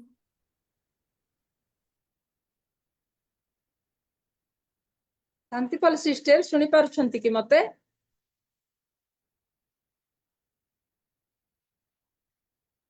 ଯଦି ଶୁଣି ପାରୁନାହାନ୍ତି, ଆମମାନଙ୍କ ମଧ୍ୟରେ ପାଳିକା ମହାଶୟ ଅଛନ୍ତି। ପ୍ରଧାନ ସିଷ୍ଟରଙ୍କୁ ମୁଁ ଅନୁରୋଧ କରେ, ଗ୍ରେସି ପ୍ରଧାନ। ପ୍ରେଜ ଦ ଲର୍ଡ। ପ୍ରେଜ ଦ ଲର୍ଡ। ପ୍ରେଜ ଦ ଲର୍ଡ। ପ୍ରାର୍ଥନା ପ୍ରେଜ ଦ କରନ୍ତୁ। ଲର୍ଡ। ଆଗାମୀ ବାକ୍ୟ ନେଇ ଆସୁଥିବା ପ୍ରଭୁଙ୍କର ଦାସୀଙ୍କ ନିମନ୍ତେ ପ୍ରଭୁ ଆରମ୍ଭରୁ ଏ ସମୟ ପର୍ଯ୍ୟନ୍ତ ସହବର୍ତ୍ତୀ ହେଲେ, ସମସ୍ତ ବିଷୟରେ ଯତ୍ନ ନେଲେ, ସେଥି ନିମନ୍ତେ ପୁଣି ଆମମାନଙ୍କର ପିଙ୍କି ଭଉଣୀଙ୍କର ହାଇ ବିପି ହେଇଛି, ସେଥିପାଇଁ ତାଙ୍କର ସୁସ୍ଥତା ନିମନ୍ତେ ମଧ୍ୟ ପ୍ରାର୍ଥନା କରିବେ। ପୁଣି ଆମମାନଙ୍କର ତାଣ୍ଡି ଭଉଣୀଙ୍କର ଶରୀର ଅସ୍ୱାସ୍ଥ୍ୟ, ତାଙ୍କର ଅଣ୍ଟାରୁ ତଳକୁ ଯୋଉ ବିନ୍ଧା ହଉଛି, କିଛିଟା ଉପଶମ ପାଇ ଅଛନ୍ତି, ସମ୍ପୂର୍ଣ୍ଣ ସୁସ୍ଥତା ନିମନ୍ତେ ପ୍ରାର୍ଥନା କରିବେ। ପୁଣି ଯେଉଁମାନେ ଅସୁସ୍ଥ ଅବସ୍ଥାରେ ରହିଛନ୍ତି ପ୍ରତ୍ୟେକଙ୍କ ନିମନ୍ତେ ସ୍ମରଣ କରି, ଜାଣତରେ ଅଜାଣତରେ ହେଇଥିବା ଲୋକମାନଙ୍କ ନିମନ୍ତେ ସ୍ମରଣ କରି ଆପଣ ପ୍ରାର୍ଥନା କରିବେ। ପୁଣି ବାକ୍ୟ ନେଇ ଆସୁଥିବା ପ୍ରଭୁଙ୍କର ଦାସୀଙ୍କ ନିମନ୍ତେ ମଧ୍ୟ ଆପଣ ପ୍ରାର୍ଥନା କରିବେ। ଜୁମରେ ଉପସ୍ଥିତ ଥିବା ସମସ୍ତ ଭଉଣୀ ମାନଙ୍କୁ ମୋର ଖ୍ରୀଷ୍ଟୀୟ ପ୍ରେମ ନମସ୍କାର ଜଣାଏ। ଆସନ୍ତୁ ମୁଁ ପ୍ରାର୍ଥନା କରିବା। ଧନ୍ୟବାଦ ଧନ୍ୟବାଦ ଧନ୍ୟବାଦ ସ୍ତୁତି ପ୍ରଶଂସା ପାଇବାର ଏକମାତ୍ର ଯୋଗ୍ୟ ପରମେଶ୍ୱର ପ୍ରଭୁ, ଆଜି ଦିନଟି ଭଲରେ କଟେଇ ପ୍ରଭୁ, ଏଇ ଅପରାହ୍ନ ସମୟରେ ପ୍ରଭୁ, ଏଇ ଅନଲାଇନ ମାଧ୍ୟମରେ ପ୍ରଭୁ, ତୁମେ କେତେ ଜଣ ମା ମାନଙ୍କୁ ଏକତ୍ରିତ କଲ ପ୍ରଭୁ, ସେଥିପାଇଁ ଧନ୍ୟବାଦ ଦିଏ ପ୍ରଭୁ। ତୁମେ ଯେ ଆଶ୍ଚର୍ଯ୍ୟ ପରମେଶ୍ୱର ପ୍ରଭୁ, ପ୍ରତ୍ୟେକ ପ୍ରାର୍ଥନାର ଉତ୍ତର ତୁମେ ନିରୂପିତ ସମୟରେ ତୁମେ ଦେଇଥାଅ ପ୍ରଭୁ। ଆଉ ସୁନ୍ଦର ସାକ୍ଷ୍ୟ ଆଜି ଶୁଣିଲୁ ପ୍ରଭୁ, ଆଉ ସବୁ ଦୁର୍ଘଟଣା ଜନିତ ସାକ୍ଷ୍ୟ ପ୍ରଭୁ, ଆଉ ଆଶ୍ଚର୍ଯ୍ୟ ଭାବରେ ପ୍ରତ୍ୟେକଙ୍କୁ ତୁମେ ସୁରକ୍ଷା ଦେଲ ପ୍ରଭୁ, ଧନ୍ୟବାଦ ଦିଏ ପ୍ରଭୁ। ଏତେବେଳେ ପ୍ରଭୁ ସେ ଯୋଉ ଭଉଣୀଙ୍କର ପ୍ରଭୁ ଅଣ୍ଟାରୁ ତଳ ପର୍ଯ୍ୟନ୍ତ ଦରଜ ହଉଛି ପ୍ରଭୁ, ତୁମର ସେଇ ଆରୋଗ୍ୟକାରୀ ହସ୍ତ ବିସ୍ତାର କରି ତାଙ୍କୁ ସମ୍ପୂର୍ଣ୍ଣ ରୂପେ ସୁସ୍ଥତା ପ୍ରଦାନ କର ପ୍ରଭୁ। ତାଙ୍କୁ ଚାଲିବା ପାଇଁ ବଳ ଶକ୍ତି ପ୍ରଦାନ କର ପ୍ରଭୁ। ଯେଉଁ ଡକ୍ଟର ଦେଖୁଛନ୍ତି ଉର୍ଦ୍ଧ୍ୱରୁ ବୁଦ୍ଧି ଜ୍ଞାନ ଦିଅ ପ୍ରଭୁ। ଯେଉଁ ମେଡିସିନ ଖାଉଛନ୍ତି ସେଥିରେ ଆଶୀର୍ବାଦ କର ପ୍ରଭୁ। ସମ୍ପୂର୍ଣ୍ଣ ରୂପେ ସୁସ୍ଥତା ପାଇ ତୁମ ପାଇଁ ସାକ୍ଷ୍ୟମୟ ଜୀବନ କାଟିବାରେ ସାହାଯ୍ୟ କର ପ୍ରଭୁ। ଏତେବେଳେ ଯେଉଁ ଭଉଣୀଙ୍କର ବିପି ହାଇ ହେଇଛି ପ୍ରଭୁ, ତାଙ୍କୁ ତୁମ ଚରଣ ତଳେ ଦଉଛି ପ୍ରଭୁ। ତୁମର ସେଇ ଆରୋଗ୍ୟକାରୀ ହସ୍ତ ବିସ୍ତାର କରି ତାଙ୍କୁ ସମ୍ପୂର୍ଣ୍ଣ ରୂପେ ସୁସ୍ଥତା ପ୍ରଦାନ କର ପ୍ରଭୁ। ଯାହା କିଛି ଅସୁସ୍ଥତା ଅଛି ଆଉ ସେ ବିପି ଜନିତ ସମସ୍ୟା ପ୍ରଭୁ, ତୁମର ସେଇ ଆରୋଗ୍ୟକାରୀ ହସ୍ତ ବିସ୍ତାର କରି ସୁସ୍ଥତା ପ୍ରଦାନ କର ପ୍ରଭୁ। ଏତେବେଳେ ପ୍ରଭୁ ଯେଉଁ ଭଉଣୀଙ୍କୁ ବେଲ୍ ମିଳିଲା ପ୍ରଭୁ, ସେଥିପାଇଁ ଧନ୍ୟବାଦ ଦିଏ ପ୍ରଭୁ। ଜାଣେ ନା ପ୍ରଭୁ କେଉଁ ଅବସ୍ଥାରେ କିପରି ଭାବରେ ଏସବୁ ଘଟଣା ଘଟିଲା ପ୍ରଭୁ, ତଥାପି ତୁମେ ତାଙ୍କୁ ସାହାଯ୍ୟ କଲ ବେଲ୍ ପାଇବାରେ ପ୍ରଭୁ, ସେଥିପାଇଁ ହିଁ ଧନ୍ୟବାଦ ଦିଏ ପ୍ରଭୁ। ଏତେବେଳେ ପ୍ରଭୁ ଜାଣତରେ ଅଜାଣତରେ ଯେଉଁମାନେ ଅସୁସ୍ଥ ଅଛନ୍ତି ପ୍ରତ୍ୟେକଙ୍କୁ ତୁମର ସେଇ ଆରୋଗ୍ୟକାରୀ ହସ୍ତ ବିସ୍ତାର କରି ସୁସ୍ଥତା ପ୍ରଦାନ କର ପ୍ରଭୁ। ବର୍ତ୍ତମାନ ସିଜନ ଚେଞ୍ଜ ହଉଛି ପ୍ରଭୁ, ପ୍ରତ୍ୟେକଙ୍କ ଘରେ ଥଣ୍ଡା କାଶ ଜ୍ୱର ଏହିପରି ରୋଗ ମାନ ଲାଗି ରହିଛି ପ୍ରଭୁ। ପ୍ରତ୍ୟେକଙ୍କୁ ତୁମର ଆରୋଗ୍ୟକାରୀ ହସ୍ତ ବିସ୍ତାର କରି ସୁସ୍ଥତା ପ୍ରଦାନ କର ପ୍ରଭୁ। ଏତେବେଳେ ପ୍ରଭୁ ଯେଉଁ ଭଉଣୀ ବାକ୍ୟ କହିବେ ପ୍ରଭୁ, ତାଙ୍କୁ ତୁମ ଚରଣ ତଳେ ଦଉଛି ପ୍ରଭୁ। ତାଙ୍କର ମୁଖ ଦ୍ୱାରା ତୁମେ କଥା କୁହ ପ୍ରଭୁ। ଆଜି ଯାହା କହିବା ପାଇଁ ଇଚ୍ଛା କରୁଛ ପ୍ରଭୁ, ତାଙ୍କ ମୁଖ ଦ୍ୱାରା ତୁମେ ପ୍ରକାଶ କର ପ୍ରଭୁ। ନେଟ୍ ଯେପରି ଭଲ ଭାବରେ ଚାଲିବ ଏହିପରି କଲ୍ୟାଣ କର ପ୍ରଭୁ। ଯେଉଁମାନେ ଉପସ୍ଥିତ ଥିବା ପ୍ରତ୍ୟେକ ଭଉଣୀଙ୍କ ଆଶୀର୍ବାଦ କର, ପ୍ରତ୍ୟେକଙ୍କର ଅଭାବ ତୁମେ ପୂରଣ କର, ପ୍ରତ୍ୟେକଙ୍କର ସହବର୍ତ୍ତୀ ହୁଅ ପ୍ରଭୁ। ଭୁଲ ଦୋଷ ଅପରାଧ ସବୁ କ୍ଷମା କର। ଏଇ ଅଳ୍ପ ନିବେଦନ ପ୍ରଭୁ ଯୀଶୁଙ୍କ ନାମରେ ମାଗିଲୁ, ଆମେନ୍। ବହୁତ ବହୁତ ଧନ୍ୟବାଦ ସିଷ୍ଟର। ସମସ୍ତ ବିଷୟ ନେଇ ସ୍ମରଣ କରି ପ୍ରଭୁଙ୍କ ନିକଟରେ ପ୍ରାର୍ଥନା କରିଛନ୍ତି। ପ୍ରଭୁ ଆପଣଙ୍କୁ ବିଶେଷ କରି ଆଶୀର୍ବାଦ କରନ୍ତୁ। ଆସନ୍ତୁ ଏହି ସମୟରେ ବାକ୍ୟ ଶୁଣିବାର ସମୟ ଅଟେ। ମୁଁ ଅନୁରୋଧ କରେ, ଆମମାନଙ୍କର ମଧ୍ୟରେ ଅତି ସୁପରିଚିତ ପ୍ରଭୁଙ୍କର ଦାସୀ ଅଛନ୍ତି, ସେ ସଦାବେଳେ ଆମମାନଙ୍କ ମଧ୍ୟକୁ ଆସନ୍ତି, ପୁଣି ପ୍ରଭୁଙ୍କର ବାକ୍ୟ ଦେଇ ଆମମାନଙ୍କୁ କଢେଇ ନିଅନ୍ତି। ପୁଣି ଆଜି ମଧ୍ୟ ଆମମାନଙ୍କ ଅନୁରୋଧ ରକ୍ଷା କରି ବାକ୍ୟ ନେଇ ଆସିଅଛନ୍ତି। ପ୍ରଭୁ ତାଙ୍କୁ ଆରାଧନା ଦ୍ୱାରା ବାକ୍ୟ ଦ୍ୱାରା ଅନଲାଇନ ଅଫଲାଇନ ବ୍ୟବହାର କରି ଆଣୁଅଛନ୍ତି। ପୁଣି ଆଜି ମଧ୍ୟ ଆମମାନଙ୍କ ମଧ୍ୟରେ ତାଙ୍କର ବାକ୍ୟ କହିବା ନିମନ୍ତେ ଉପସ୍ଥିତ କରାଇ ଅଛନ୍ତି। ସେଥିପାଇଁ ଆସୁ ଉଚ୍ଚ କରତାଳି ସହିତ ପ୍ରଭୁଙ୍କର ଦାସୀ ଆଶା ପେରେକ୍ସାନ ନେଇକୁ ଅନୁରୋଧ କରେ, ପ୍ରଭୁ ଯୀଶୁଙ୍କ ମଧୁମୟ ନାମରେ ନମସ୍କାର। ଆଗକୁ ଆସିବେ, ପୁଣି ବାକ୍ୟ ଦ୍ୱାରା କଢେଇ ନେବେ। ଆସୁ ଉଚ୍ଚ କରତାଳି ଦେଇ ଆମେ ସ୍ୱାଗତ ଜଣାଇବା। ଧନ୍ୟବାଦ, ବହୁତ ବହୁତ ଧନ୍ୟବାଦ। ବହୁତ ସୁନ୍ଦର ଭାବରେ ଆହ୍ୱାନ କରିଥିବାରୁ ନଳିନୀ ବହନଙ୍କୁ ବହୁତ ବହୁତ ଧନ୍ୟବାଦ ଜଣାଏ। ଆଉ ମୋର ଗଳା ବସି ଯାଇଛି କାଶ, ସେଥିପାଇଁ ମୁଁ ଟିକେ ଉଚ୍ଚ ଆବାଜରେ କଥା ବି କହିପାରିବି କି ନାହିଁ କି ଆପଣ ମାନେ ଟିକେ କ୍ଷମା କରିବେ। ଆଉ ଗତ ସପ୍ତାହରେ ସୁପ୍ରୀତି ଭଉଣୀ ଯୋଉ ସାକ୍ଷ୍ୟ ଦଉଥିଲେ ସେ ଜାଗାରେ ମୁଁ ବି ଥିଲି। ଆଉ ପ୍ରଭୁ ଆମମାନଙ୍କୁ ବଞ୍ଚାଇ ସୁରକ୍ଷା କରି ଏଇ ଦିନ ଦେଖେଇବାକୁ ଦେଇଛନ୍ତି, ସେଥିପାଇଁ ପ୍ରଭୁଙ୍କୁ ଧନ୍ୟବାଦ ଦେଉଛୁ। ଆଉ ସମସ୍ତ ଆପଦ ବିପଦ ରୋଗ ସଙ୍କଟରୁ ଆଶ୍ଚର୍ଯ୍ୟଜନକ ଦୁର୍ଘଟଣା ଆମ ଜୀବନରେ ସେଟା ଘଟିଥିଲା, କିନ୍ତୁ ପ୍ରଭୁଙ୍କର ହସ୍ତ ଥିବାରୁ ଆମେ ସମସ୍ତେ ବଞ୍ଚିକି ଆସିଛୁ, ସେଥିପାଇଁ ପ୍ରଭୁଙ୍କୁ ଧନ୍ୟବାଦ ଦିଏ। ଆଉ ଆରମ୍ଭରୁ ପର୍ଯ୍ୟନ୍ତ ପରମେଶ୍ୱରଙ୍କର ଉପସ୍ଥିତିକୁ ଆମେ ଅନୁଭବ କରିଛୁ। ଆଉ ଆଗାମୀ ସମୟ ନିମନ୍ତେ କାଳିକା ମା ପ୍ରାର୍ଥନା କରିଛନ୍ତି, ହେଲେ ବି ମୁଁ ଅଳ୍ପ ସମୟ ପ୍ରାର୍ଥନା କରୁ। ଧନ୍ୟବାଦ ପ୍ରଭୁ ମଙ୍ଗଳକାରୀ ପରମେଶ୍ୱର ଜିହୋବା ଜିରି ସଦା ପ୍ରଭୁ ତୁମରି ପବିତ୍ର ନାମକୁ ଧନ୍ୟବାଦ ଦେଉଛି। ଆମମାନଙ୍କୁ ପ୍ରେମ କରି ଦୟା କରି ଅନୁଗ୍ରହ କରି ସବୁ ସମୟରେ ତୁମେ ଆମମାନଙ୍କୁ ବ୍ୟବହାର କରି ଆଣୁଛ, ତୁମରି ପାଦ ତଳେ ବସିବାର ସୁଯୋଗ ଦେଉଛ, ସେଥିପାଇଁ ଧନ୍ୟବାଦ ଦେଉଛି। ପ୍ରଭୁ ତୁମେ ମୋର ମୁଖ ପାତ୍ର ହେଇ କଥା କୁହ। ଆଜି ତୁମ ଦାସୀ ମାନଙ୍କ ଆଗରେ ଯେଉଁ ବାକ୍ୟ ପ୍ରକାଶମାନ ହେବ ତାହା ତୁମେ ପ୍ରକାଶ କର ବୋଲି ପ୍ରାର୍ଥନା କରୁଛି। ମୋ ହୃଦୟକୁ ମୋ ଶରୀରକୁ ତୁମେ ଶୁଚି ପବିତ୍ର କର। ତୁମରି ପବିତ୍ର ବାକ୍ୟକୁ ଯେପରି ଭାବେ ମୁଁ ଉଚ୍ଚାରଣ କରିପାରିବି ସେଇ ପ୍ରକାର ଶକ୍ତି ମତେ ଦିଅ ଏବଂ ପବିତ୍ର କର ବୋଲି ତ୍ରାଣକର୍ତ୍ତା ପ୍ରିୟ ପ୍ରଭୁ ଯୀଶୁଙ୍କ ନାମରେ କ୍ଷୁଦ୍ର ବିକ୍ଷମ ଆଉ ସୁଯୋଗ ଦେଇଥିବା ଟୁନୁ ଭାଉଜଙ୍କୁ ମଧ୍ୟ ମୁଁ ଧନ୍ୟବାଦ ଦିଏ ଆଜି ବାକ୍ୟ ପରିବେଷଣ କରିଥିବା ପାଇଁ। ଆମେ ଆଜି ପାଇଁ ଚିନ୍ତା କରିବା, ମାନତ କରିବା। ମାନତ କରିଲେ ଆମେ ସେ ମାନତକୁ କି ପ୍ରକାର ଭାବରେ ଆମେ ମାନତ ପୂରଣ କରିପାରୁଛୁ ସେଇ ବିଷୟ ନେଇ ଚିନ୍ତା। ଆମମାନେ ସଦାପ୍ରଭୁଙ୍କ ଠାରେ ଉପାସନା କରିଥାଉ, ପ୍ରାର୍ଥନା କରିଥାଉ, ଅନେକ ବିଷୟ ନେଇ ଆମମାନେ ଆବଶ୍ୟକତା ଅନୁସାରେ ପରମେଶ୍ୱରଙ୍କ ଠାରୁ ଆମେ ମାଗିଥାଉ ଆଉ ପ୍ରାର୍ଥନାରେ ମାଗିଥାଉ। ପିଲାମାନଙ୍କର ପାଠ ପଢା ପାଇଁ, ପିଲାମାନଙ୍କର ବାହାଘର ପାଇଁ, ଆଉ ପିଲାମାନଙ୍କର ଚାକିରି ପାଇଁ, ଆଉ ପିଲା ନୂତନ ଗୃହ ତିଆରି କରିବା ପାଇଁ, ସବୁ ଆମେ ମାଗିଥାଉ ଆଉ ତାହା ପୂରଣ ହେଲେ ଆମେ ମାନତ କରିଥାଉ। ଆଉ ଆଜି ମୋ ପୁଅ ଫାର୍ଷ୍ଟ ଡିଭିଜନର ପାସ୍ ହେଲେ ମୁଁ ଏତିକି ଦାନ ଦେବି, ଆଉ ମୋ ଝିଅର ବାହାଘର ଯଦି ସୁନ୍ଦର ଭାବରେ ହେବ ତାହେଲେ ମୁଁ ଏତିକି ଦାନ ଦେବି, ଆଉ ଘର ଯଦି ମୋର ଉତ୍ତମ ଭାବରେ ନିର୍ମାଣ ହଉଛି ତାହେଲେ ମୁଁ ଏତିକି ଦାନ ଦେବି। ଏ ଚିନ୍ତା ମାନେ ସମସ୍ତେ ମନରେ କରିଥାଉ ଆଉ ପରମେଶ୍ୱରଙ୍କ ଠାରେ ପ୍ରାର୍ଥନା କରି ମାନତ ବି କରିଥାଉ। ଆଉ ଯେତେବେଳେ ସେଟା ପୂରଣ ହେଇଯାଏ ସେତେବେଳେ ଆମେ ପୂରଣ କରୁଛୁ, କେତେବେଳେ ଭୁଲି ଯାଇଥାଉଛୁ, କେତେବେଳେ ସେ ଧନ୍ୟବାଦର ମାନତ ମଧ୍ୟ ଆମେ ଭୁଲି ଯାଇଥାଉଛୁ ଆଉ ଆମେ ସେ ମାନତ ବି ପରିଶୋଧ କରିପାରିନଥାଉ ଆଉ ତାହା ଡେରିରେ ମଧ୍ୟ କରିଥାଉ। ଆମମାନଙ୍କୁ ଚେତନା ଆସେ ଯେତେବେଳେ ମୁଁ ଏ ବିଷୟରେ ମାନତ କରିଥିଲି ଆଉ ମୁଁ ପୂରଣ କରିନି, ଆଜି ସେ ମାନତ ମୁଁ ପୂର୍ଣ୍ଣ କରିବି, ଏ ବିଷୟ ଆମେ ଚିନ୍ତା କରିଥାଉ। ସେମିତି ଆମେ ଗୋଟେ ବିଷୟ, ଗୋଟେ ବ୍ୟକ୍ତିଙ୍କର ବିଷୟ ଆଜି ଆମେ ଚିନ୍ତା କରିବା।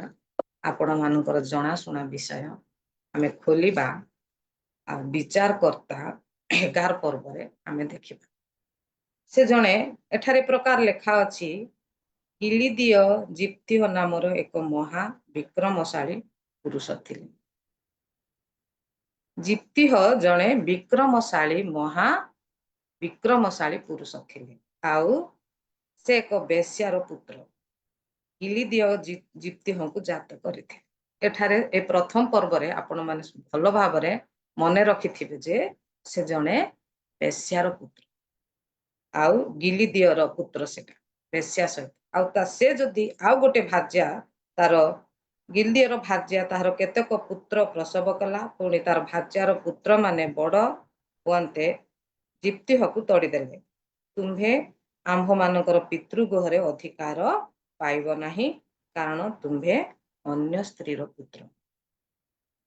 ଏଠାରେ ସେମାନେ ତୁମେ ଅନ୍ୟ ସ୍ତ୍ରୀର ପୁତ୍ର, ଆମର ପିତୃଗୃହରେ ତୁମେ ରହିବ ନାହିଁ, ଏହା କହି ତାକୁ ଜିପ୍ତିହକୁ ତଡ଼ି ଦଉଛନ୍ତି। କିଛି କାଳ ବିତି ଯାଉଛି, କିଛି କାଳ ବିତିଗଲା ପରେ ଆମନ ସନ୍ତାନଗଣ ଇସ୍ରାଏଲ ସନ୍ତାନଗଣ ସହିତ ଯୁଦ୍ଧ କରିବା ପାଇଁ ଆସୁଛନ୍ତି।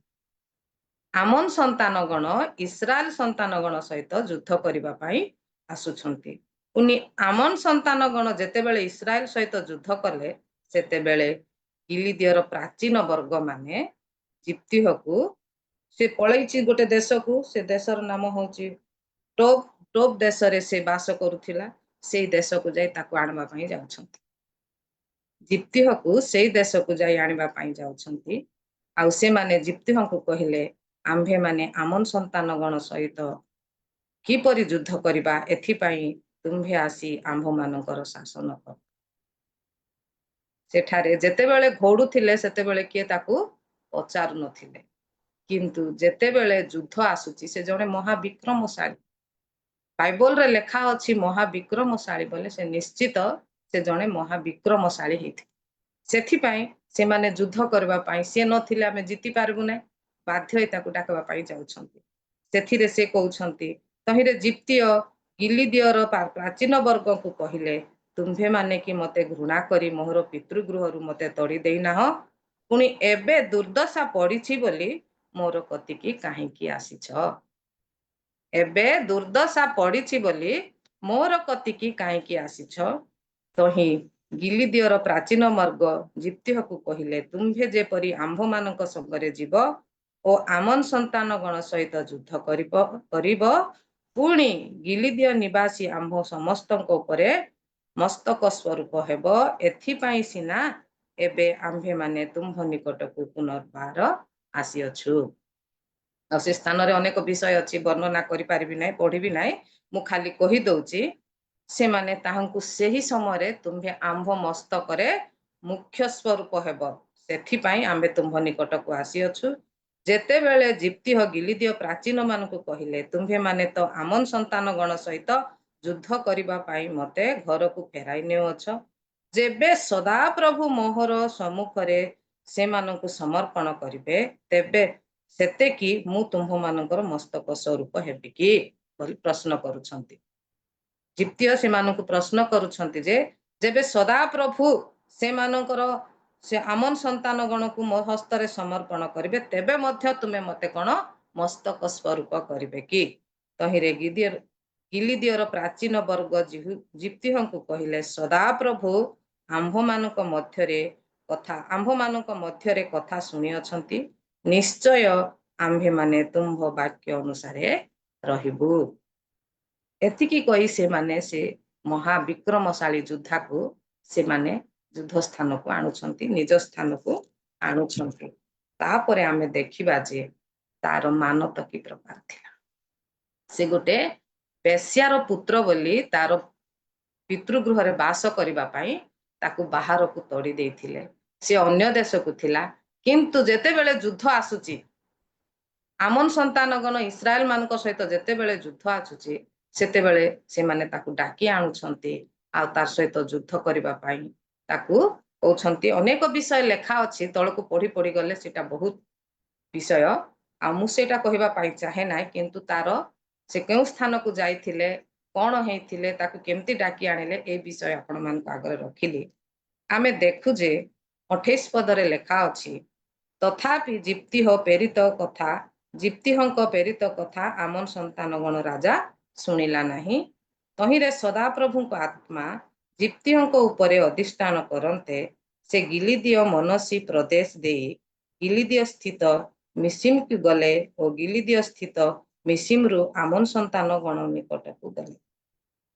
ସେ ସମୟରେ ଜିପ୍ତିହ ସଦାପ୍ରଭୁଙ୍କ ଉଦ୍ଦେଶ୍ୟରେ ମନାସି କହିଲେ, ଯେବେ ତୁମ୍ଭେ ଆମନ ସନ୍ତାନ ମାନଙ୍କ ନିମନ୍ତେ ମୋର ହସ୍ତରେ ସମର୍ପଣ କରିବ, ତେବେ ମୁଁ ଆମନ ସନ୍ତାନ ଗଣଙ୍କ ନିକଟରୁ କୁଶଳରେ ଫେରି ଆସିବା ବେଳେ ଯେ କେହି ମତେ ଭେଟିବା ପାଇଁ ମୋହର ଗୃହଦ୍ୱାରକୁ ବାହାରି ଆସିବ, ସେ ନିଶ୍ଚୟ ସଦାପ୍ରଭୁଙ୍କର ହେବ ଓ ମୁଁ ତାହାକୁ ହୋମ ବଳି ରୂପେ ଉତ୍ସର୍ଗ କରିବି। ସେ କି ପ୍ରକାର ମାନତ କରୁଛନ୍ତି?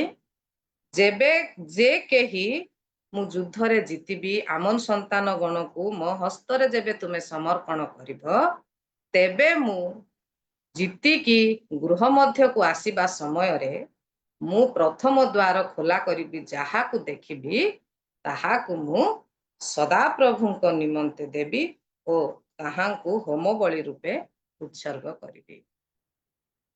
ପ୍ରଭୁ ସେଇ ପ୍ରକାର ତାଙ୍କୁ ବ୍ୟବହାର କରୁଛନ୍ତି। ପରମେଶ୍ୱର ସଦାପ୍ରଭୁ ତାଙ୍କୁ ସେଇ ପ୍ରକାର ବ୍ୟବହାର କରି ଆମନ ସନ୍ତାନ ଗଣ ଠାରୁ ତାଙ୍କୁ ଜିତଉଛନ୍ତି ଆଉ ଆମନ ସନ୍ତାନ ଗଣକୁ ତାଙ୍କ ହସ୍ତରେ ସମର୍ପଣ କରୁଛନ୍ତି। ଅନେକ ବିଷୟ ଲେଖା ଅଛି, କେତେ କଣ ସବୁ ଜିତା ହେଇଛି, ସେ ସବୁ ବିଷୟ ଲେଖା ଅଛି, ତାହା ମୁଁ ବର୍ଣ୍ଣନା କରୁନାହିଁ। କିନ୍ତୁ ଯେତେବେଳେ ସେ ଜିତୁଛି, ଆଉ ଜଣେ ମନ୍ତ୍ରୀ ଯଦି ଜିତିବ, ଭୋଟ ଦେଲେ, ଏବେ କୋ ପାର୍ଟି ଗୋଟେ ମନ୍ତ୍ରୀ ଜିତିଲେ କେତେ ଆନନ୍ଦ, କେତେ ନାଚ, କେତେ ଗୀତ, କେତେ ବାଜା, କେତେ କଣ ଉତ୍ସବ ସବୁ ସୃଷ୍ଟି ହଉଛି, କରୁଛନ୍ତି ମଧ୍ୟ। ଏମାନେ ମଧ୍ୟ ସେ ପ୍ରକାର କରିଥିବେ, ଆନନ୍ଦ କରିଥିବେ, ନାଚ କରିଥିବେ, ବାଜା ବାଜିଥିବ, କେତେ କଣ ହେଇଥିବ। ସେଇ ସମୟରେ ଏ ମାନତ କରିଦେଇଛନ୍ତି ପ୍ରଭୁଙ୍କ ଠାରେ, ସଦାପ୍ରଭୁଙ୍କ ଠାରେ। ସେ ଆନନ୍ଦ ଆମ ମନରେ ନଥିବ, ଆନନ୍ଦ ଅଛି କିନ୍ତୁ ତା ମୋହଟା ଖୁସି ନଥିବ। ମୁଁ କାହାକୁ, କିଏ ମୋ ସମ୍ମୁଖକୁ ଆସିବ ଆଉ ମୁଁ କାହାକୁ ତାଙ୍କୁ ସଦାପ୍ରଭୁଙ୍କ ଉଦ୍ଦେଶ୍ୟରେ ମୁଁ ହୋମ ବଳି ରୂପେ ଉତ୍ସର୍ଗ କରିପାରିବି, ତାହା ସେ ଭାବୁଥିବ। ଜଣେ ଜିତିଲେ କେତେ ଆନନ୍ଦ। ଏବେ ଯଦି ଆମେ କୋର୍ଟରେ ଆମେ ଜିତିବା, ଆମର କୋର୍ଟରେ ମୋର ଜମି ପଟା, ମୋର ଜମି କେସ୍ ଲାଗିଥିବ, ମୁଁ ଯଦି ସେଠି ଜିତିଯିବି, ମୁଁ କେତେ ଆନନ୍ଦ ହେବି। ଆଉ ଯଦି ମୁଁ ମାନତ କରିଥିବି, ସେ ମାନତ ହିସାବରେ ଏହା ମୁଁ ଦେବାକୁ ବାଧ୍ୟ, ସେତେବେଳକୁ ମୋର ନିଜରଟା ବୋଲେ ମୁଁ କାହାକୁ ଦେବି ଭାବି ପାରିବି ନାହିଁ, ଆଉ ମୋର ମନ ଖୁସି ହେଇଯିବ। ମୁଁ ଜିତି ସିନା ଗଲି, ମୁଁ କାହାକୁ ଦେବି, ଏ ଚିନ୍ତାଟା ମୋ ମନରେ ଭୟ ଥିବ। ଆଉ ଜିପ୍ତିୟର ମଧ୍ୟ ସେ ପ୍ରକାର ଭୟଟା ଥିଲା। କିନ୍ତୁ ସମସ୍ତେ ଆନନ୍ଦ କରୁଛନ୍ତି। ଇସ୍ରାଏଲ ଲୋକ ତାଙ୍କ ଗୋଷ୍ଠୀ ପାଇଁ, ତାଙ୍କ ଜାତି ପାଇଁ ସେ ଯୁଦ୍ଧରେ ଜିତି ସେ ଫେରୁଛନ୍ତି ଆଉ ସେ ସମସ୍ତେ ଆନନ୍ଦ କରୁଛନ୍ତି। ସେଇ ସମୟରେ ଆମେ ଦେଖୁ ଯେ ଅନନ୍ତର ଆମେ 34 ପଦରେ ଦେଖୁ, ଅନନ୍ତର ଜିପ୍ତିୟ ସିକିମରେ ଆପଣା ଗୃହକୁ ଆସିଲେ, ଆଉ ଦେଖ ତାହାର କନ୍ୟା ତାହାକୁ ଭେଟିବା ପାଇଁ ଦ୍ୱାର ନେଇ ନୃତ୍ୟ କରୁ କରୁ ଆସିଲା। ସେ ତାହାଙ୍କର ଏକମାତ୍ର ସନ୍ତତି ଥିଲା, ତାହା ଛଡା ତାହାର ପୁତ୍ର କି କନ୍ୟା ନଥିଲା। ଏଠାରେ ଦେଖନ୍ତୁ, ଦ୍ୱାର ଖୋଲିବା ସାଙ୍ଗେ ସାଙ୍ଗେ ମୁଁ ଯାହାକୁ ଦେଖିବି ତାହାକୁ ମୁଁ ସଦାପ୍ରଭୁଙ୍କ ଠାରେ, ସଦାପ୍ରଭୁଙ୍କର ହେବ, ମୁଁ ତାହାଙ୍କୁ ହୋମ ବଳି ରୂପେ ଉତ୍ସର୍ଗ କରିବି। ଆଉ ପରମେଶ୍ୱର ସେ ଜାଣିନଥିଲେ ମୋ ଝିଅ ଆସିବ ବୋଲି, ସେ ମାନତ କରିଦେଇଛନ୍ତି, କିନ୍ତୁ ମୋ ଝିଅ ସମ୍ମୁଖକୁ ଆସିବ ବୋଲି ସେ ଭାବି ନଥିଲେ। କିନ୍ତୁ ସେ ସ୍ଥାନରେ ଆମେ ଦେଖୁଛୁ ଯେ ମୋ ବାପା ଜିତିକି ଆସୁଛନ୍ତି। ସେ ନୃତ୍ୟ କରି କରି, ଦାରା ବଜେଇ ନୃତ୍ୟ କରି କରି ସେ ତାଙ୍କ ବାପା ଯେତେବେଳେ ଘରକୁ ଆସୁଛନ୍ତି ସେତେବେଳକୁ ସେ ଦ୍ୱାର ଖୋଲୁଛନ୍ତି। ଆଉ ଏକମାତ୍ର ଝିଅ ମାତ୍ର, ତାଙ୍କ କୌଣସି ସନ୍ତାନ ନାହିଁ, ଏକମାତ୍ର ଝିଅ। ଆଉ ଗୋଟେ ପୁଅ ଅଛି କି ଆଉ ଗୋଟେ ଝିଅ ଅଛି, ନାହିଁ, ଗୋଟେ ମାତ୍ର ସନ୍ତତି ତା ପାଖରେ ଥିଲା। ଆଉ ସେହି ସନ୍ତତି ଦ୍ୱାର ଖୋଲି ସେ ବାପାଙ୍କୁ ସ୍ୱାଗତ କରୁଛି। ସେ ବାପାଙ୍କୁ ଦ୍ୱାର ଖୋଲି ସ୍ୱାଗତ କରୁଛି। ଆଉ ସେଠାରେ ଲେଖା ଅଛି, ସେତେବେଳେ ସେ ଆପଣାର କନ୍ୟାକୁ ଦେଖି ଆପଣାର ବସ୍ତ୍ର ଚିରିଲେ। ଦ୍ୱାର ଖୋଲି ସେ ଆପଣାର କନ୍ୟାକୁ ଦେଖୁଛନ୍ତି, ଆପଣାର ବସ୍ତ୍ର ଚିରି, ହାୟ ହାୟ ଆମ୍ଭର କନ୍ୟା, ତୁମ୍ଭେ ମତେ ଘୋର ସନ୍ତାପରେ ପକାଇଲ, ତୁମ୍ଭେ ମୋହର ଦୁଃଖଦାୟୀ ମାନଙ୍କ ମଧ୍ୟରେ ଜଣେ ହେଲ, କାରଣ ମୁଁ ସଦାପ୍ରଭୁଙ୍କ ଉଦ୍ଦେଶ୍ୟରେ ଆପଣା ମୁଖ ଫିଟାଇ ଅଛି, ଆଉ ପଛକୁ ହଟି ନପାରେ। ଯେତେବେଳେ ଏକମାତ୍ର ଝିଅଙ୍କୁ ସେ ଦେଖୁଛନ୍ତି, ତାର ହୃଦୟ କେମିତି ହେଇଥିବ ଚିନ୍ତା କରନ୍ତୁ। କିଏ ଜଣେ ଆସି ଦ୍ୱାର ଖୋଲିଦେଲେ, ମୁଁ ସଦାପ୍ରଭୁଙ୍କ ଉଦ୍ଦେଶ୍ୟରେ ତାଙ୍କୁ ମୁଁ ଉତ୍ସର୍ଗ କରିବି, ଏଇ ଚିନ୍ତା ସେ କରିଥିଲା ଜିପ୍ତିୟ। କିନ୍ତୁ ଯେତେବେଳେ ଦ୍ୱାର ଖୋଲା ହଉଛି ସେତେବେଳେ ଏକମାତ୍ର କନ୍ୟା ତାର, ସେଇ କନ୍ୟା ଯେତେବେଳେ ଖୋଲୁଛି ସେ ସେତେବେଳେ ନିରାଶ ହେଇ କହୁଛନ୍ତି, ହାୟ ହାୟ, ବସ୍ତ୍ର ଚିରି ଦଉଛନ୍ତି, ହାୟ ହାୟ ଆମ୍ଭର କନ୍ୟା, ତୁମ୍ଭେ ମତେ ଘୋର ସନ୍ତାପରେ ପକାଇଲ, ତୁମ୍ଭେ ମତେ ଘୋର ସନ୍ତାପରେ ପକାଇଲ, ତୁମ୍ଭେ ମୋର ଦୁଃଖଦାୟୀ ମାନଙ୍କ ମଧ୍ୟରେ ଜଣେ ହେଲ, କାରଣ ମୁଁ ସଦାପ୍ରଭୁଙ୍କ ଉଦ୍ଦେଶ୍ୟରେ ଆପଣା ମୁଖ ଫିଟାଇ ଅଛି, ପଛକୁ ହଟି ନପାରେ। ଆଉ ଏଠାରେ ଆମେ ଦେଖୁଛୁ ତାର ଝିଅର ସୁନ୍ଦର ଉତ୍ତରଟା। ତହିଁରେ ସେ ତାହାଙ୍କୁ କହିଲେ, ହେ ମୋର ପିତେ, ତୁମ୍ଭେ ସଦାପ୍ରଭୁଙ୍କ ଉଦ୍ଦେଶ୍ୟରେ ଆପଣା ମୁଖ ଫିଟାଇଛ, ତୁମ୍ଭ ମୁଖରୁ ଯାହା ନିର୍ଗତ ହୋଇଅଛି ତଦ ଅନୁସାରେ ମୋ ପ୍ରତି କର, କାରଣ ସଦାପ୍ରଭୁ ତୁମ୍ଭ ନିମନ୍ତେ ତୁମ୍ଭ ଶତ୍ରୁ ଆମନ ସନ୍ତାନ ଗଣ ଠାରୁ ପରିଶୋଧ ନେଇ ଅଛନ୍ତି। ଏଠାରେ ଆମେ ଦେଖୁଛୁ ଯେ ସେ ଝିଅର ତ୍ୟାଗ ମନ। ପିତା ଯେ ମୁଁ ଯାହାକୁ ଦେଖିବି ତାହାଙ୍କୁ ସଦାପ୍ରଭୁଙ୍କ ଉଦ୍ଦେଶ୍ୟରେ ମୁଁ ହୋମ ବଳି ଉତ୍ସର୍ଗ କରିବି, ଆଉ ସଦାପ୍ରଭୁଙ୍କର ହେବ। ଆଉ ପିତାଙ୍କର ମାନ ତ ଝିଅ ଜାଣିନଥିଲା।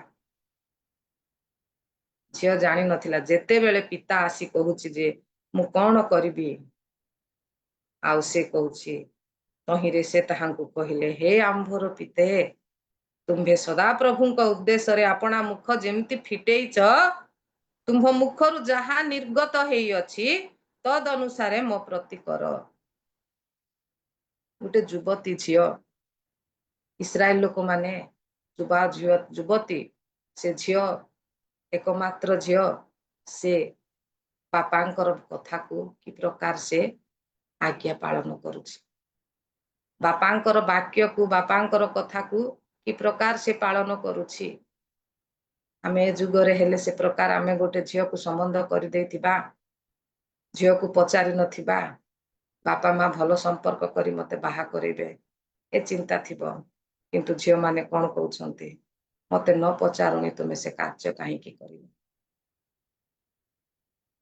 କିନ୍ତୁ ଏଠାରେ ଝିଅର କହୁଛୁ, ତୁମେ ତୁମ ମୁଖରୁ ଯାହା ନିର୍ଗତ ହେଇଛି ତାହା ମୋ ପ୍ରତି ଘଟୁ।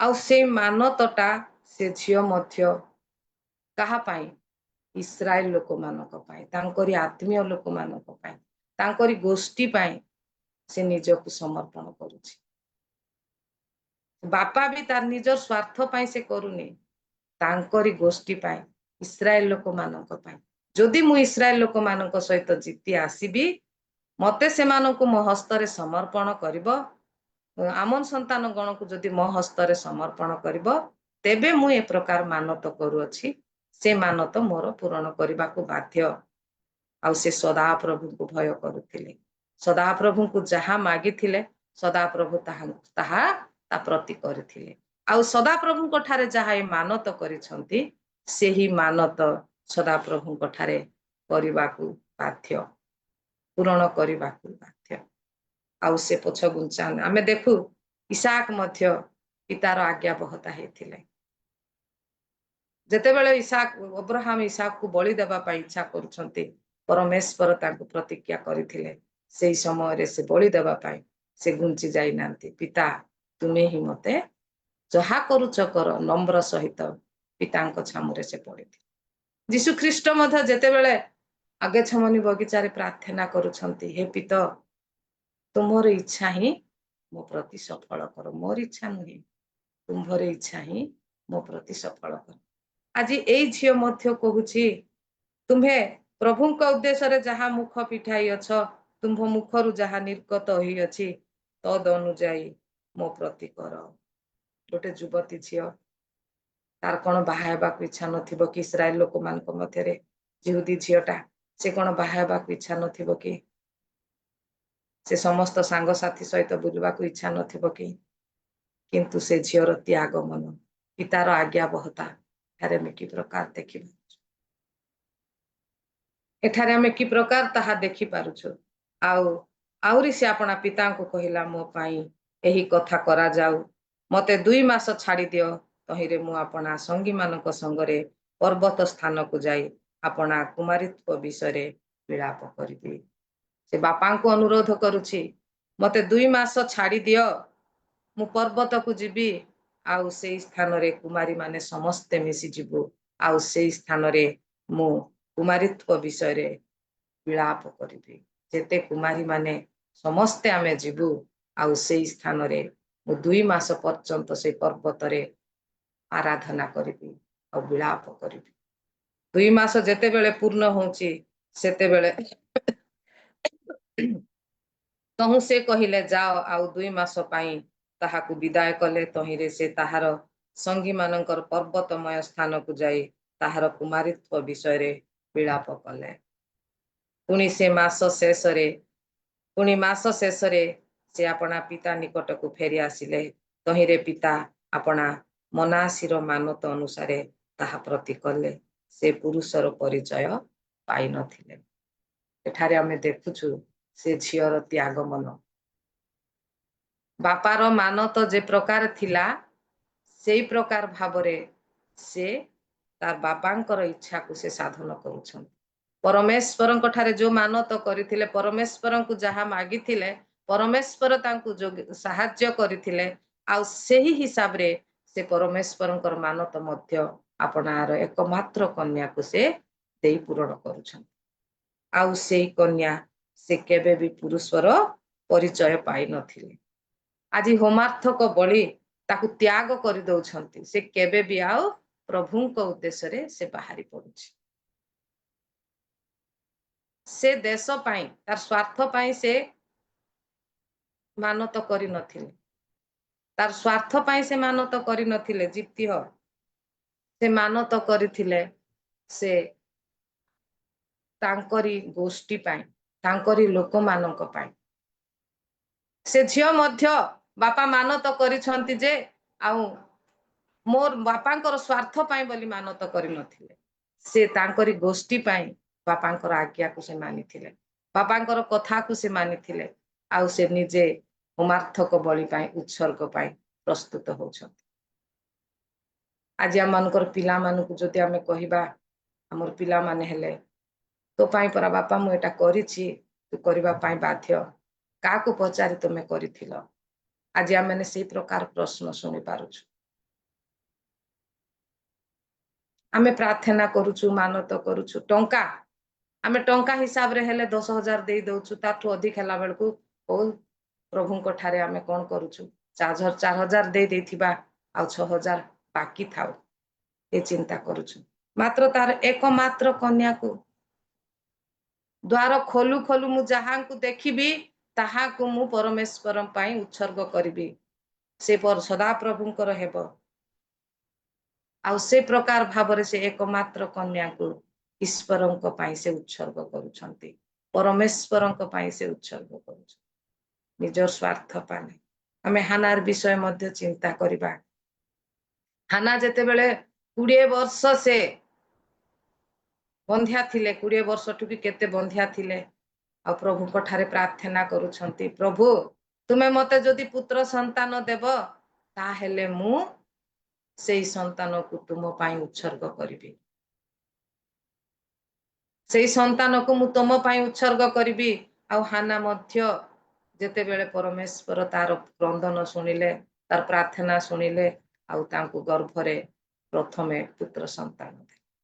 ଆଉ ସେ ମଧ୍ୟ ସେ ପୁତ୍ର ସନ୍ତାନକୁ ଦେଖି ଲୋଭ ହେଇନାହିଁ କି ଆଶା କରିନାହିଁ କି, ସେ ଯେତେବେଳେ ତାର ସ୍ତନ ତ୍ୟାଗ କରୁଛି ସେଇ ସମୟ ଠାରୁ ସେ ପରମେଶ୍ୱରଙ୍କ ନିମନ୍ତେ ଉତ୍ସର୍ଗ କରୁଛି, ପରମେଶ୍ୱରଙ୍କ ନିମନ୍ତେ ସେ ଉତ୍ସର୍ଗ କରିଦଉଛନ୍ତି। ଆଜି ଆମେ ଜିପ୍ତିହର କଥା ଶୁଣିଲା ବେଳକୁ, ସେ ଝିଅର କଥା ଶୁଣିଲା ବେଳକୁ ନାମ ଲେଖା ହିଁ ନାହିଁ ସେ ଝିଅର, ତାର କନ୍ୟାର ନାମ। କିନ୍ତୁ ଆମେ ଦେଖୁ ଯେ ଆଜି ପର୍ଯ୍ୟନ୍ତ ଇସ୍ରାଏଲର କନ୍ୟା ମାନେ, ଆଜି ପର୍ଯ୍ୟନ୍ତ ଇସ୍ରାଏଲ କନ୍ୟା ମାନେ ବର୍ଷକୁ ବର୍ଷ ଗିଲିଦିୟଙ୍କର, ଜିପ୍ତିହଙ୍କର କନ୍ୟାର ଗୁଣ କୀର୍ତ୍ତନ କରିବାକୁ ବର୍ଷକରେ 4 ଦିନ ଯିବାର ରୀତି ଇସ୍ରାଏଲ ମଧ୍ୟରେ ଚଳି ଆସୁଛି। ଆମେ 40 ପଦରେ ଦେଖୁଛୁ, ଆମେ 40 ପଦରେ ଦେଖୁଛୁ ଯେ ବର୍ଷକୁ ବର୍ଷ 4 ଦିନ ସେମାନେ ସେହି କୁମାରୀ କନ୍ୟାର କୀର୍ତ୍ତନ କରିବା ପାଇଁ ସେମାନେ ସବୁଦିନ, ବର୍ଷକୁ ବର୍ଷ 4 ଦିନ ସେ ସ୍ଥାନକୁ ଯାଇ ତାର କୀର୍ତ୍ତନ କରୁଛନ୍ତି। ବୋଲେ ଆଜି ଇସ୍ରାଏଲରେ ତାର ଗୋଟେ ଇତିହାସ ରହିଯାଇଛି। ବାପା ତାକୁ କଣ କରିଛନ୍ତି ନା ମାନତ ପୂର୍ଣ୍ଣ କରିଛନ୍ତି ଆପଣା ଏକମାତ୍ର କନ୍ୟାକୁ, ଆଉ ସେ କନ୍ୟା ମଧ୍ୟ ଆଜ୍ଞାବହତା ହୋଇ ସେ ପିତାଙ୍କର କଥାକୁ ମାନି ନିଜକୁ ଉତ୍ସର୍ଗ କରିଛନ୍ତି। ସେଇ ଝିଅର କୀର୍ତ୍ତନ କରିବାକୁ ବର୍ଷକୁ ବର୍ଷ 4 ଦିନ ସମସ୍ତେ ଜିହୁଦୀର କୁମାରୀ କନ୍ୟା ମାନେ ସେଇ ସ୍ଥାନକୁ ଯାଉଛନ୍ତି, ଆଉ 4 ଦିନ ମଧ୍ୟ ସେଇ ସ୍ଥାନରେ ରହି ତାର କୀର୍ତ୍ତନ କରି ଆସୁଛନ୍ତି। ଆଜି ଜିହୁଦୀ ଇତିହାସରେ ତା ସବୁବେଳେ ରହି ଆସୁଛି। ବାଇବଲରେ ମଧ୍ୟ ଆମେ ତାର ନାମ, ସେ ଝିଅର ଇତିହାସ ଆମେ ପଢୁଛୁ, ସେ ଝିଅର ଇତିହାସ ପଢୁଛୁ। ଆଜି ଆମେ ମାନତ କରୁଛୁ, ଆମେ ମାନତ ପୂର୍ଣ୍ଣ କରିପାରିନି। ଆଉ ଝିଅର ବିଷୟ ଆମେ ଚିନ୍ତା କଲେ ସେ ଝିଅ ମଧ୍ୟ ଏତେ ବାଧ୍ୟତା ହେଇଥିବ, ଆଉ ପିତାର କୌଣସି ଚିନ୍ତା ନଥିବ। ଯଦି ଝିଅ ମନା କରିଦେଇଥିଲେ ସେ ଝିଅ କଣ ବଳି ଉତ୍ସର୍ଗ କରିପାରିଥାନ୍ତା? ପୁଣି କି ହୋମାର୍ଥକ ବଳି କେବେ ବି କରିପାରିନଥାନ୍ତା। ଆଉ ଜିହୁଦୀ ଲୋକ, ଜିହୁଦୀ ଝିଅ ମାନେ ବାହା ହେବାକୁ ପସନ୍ଦ କରନ୍ତି, ବାହା ହେବୁ, ଆମେ ସଂସାର କରିବୁ, ଏସବୁ ଚିନ୍ତା ଥାଏ। କିନ୍ତୁ ସେ ସବୁ ତ୍ୟାଗ କରିଦେଲା ସେ ଝିଅ, କୁମାରୀ। ସେ ନମ୍ରର ସହିତ, ଯେହେତୁ ସେ ସଦାପ୍ରଭୁଙ୍କୁ ଭୟ କରୁଥିଲେ, ସେ ଇସ୍ରାଏଲର ପରମେଶ୍ୱରଙ୍କୁ ଭୟ କରୁଥିଲେ। ଜିପ୍ତିହ ମଧ୍ୟ ଗୋଟେ ବେଶ୍ୟାର ଗର୍ଭରୁ ଜାତ ବୋଲି ଆମେ ଯେତେବେଳେ ପଢୁଛୁ, ତାର ଆତ୍ମୀୟ, ତାର ଅନ୍ୟ ସ୍ତ୍ରୀର ପୁଅ ମାନେ ତାକୁ ଗାଁରୁ ଦେଶରୁ ତଡ଼ିଦେଲେ ମଧ୍ୟ ସେ ଇସ୍ରାଏଲ ଲୋକମାନଙ୍କ ପାଇଁ କି ପ୍ରକାର କାର୍ଯ୍ୟ କରୁଛି। ଇସ୍ରାଏଲ ଲୋକକୁ ଜିତେଇବା ପାଇଁ ପରମେଶ୍ୱରଙ୍କ ଠାରେ ଆପଣାର କନ୍ୟାକୁ ଦେବାକୁ ବି ସେ ପଛଘୁଞ୍ଚା ହଉନାହାନ୍ତି। ନିଜର ଗୋଷ୍ଠୀ, ନିଜର ଆତ୍ମୀୟ ଲୋକମାନଙ୍କୁ, ଆମମାନେ ହେଲେ ଆମର ସ୍ୱାର୍ଥ ପାଇଁ ପୂରଣ ହେଲେ ମଧ୍ୟ ଆମେ ମାନତ ପୂର୍ଣ୍ଣ କରିପାରିନଥାଉ। ଆମର କୌଣସି ସ୍ୱାର୍ଥ ଅଛି, ସେ ସ୍ୱାର୍ଥ ଆମେ ମାନତ କରିବା, ତାହା ପୂରଣ ହେଇଗଲେ ମଧ୍ୟ ଆମେ ପରମେଶ୍ୱରଙ୍କ ଠାରେ ଆମେ ମାନତ ପୂର୍ଣ୍ଣ କରିପାରିନଥାଉ। ଆଉ ଆମେ ଦେଖୁ ଯେ ମାନତ ପୂର୍ଣ୍ଣ କରିନଥାଇ ସେମାନେ କି ପ୍ରକାର କଷ୍ଟ ପାଇଛନ୍ତି। ବାକ୍ୟରେ ଲେଖା ଅଛି, ହନାନୀ ଓ ସଫିରା ସେମାନେ ପ୍ରେରିତ ମାନଙ୍କୁ ଆମେ ଜମି ବିକି ତମମାନଙ୍କୁ ଏତିକି ଦେବୁ ବୋଲି ସେମାନେ କହୁଛନ୍ତି।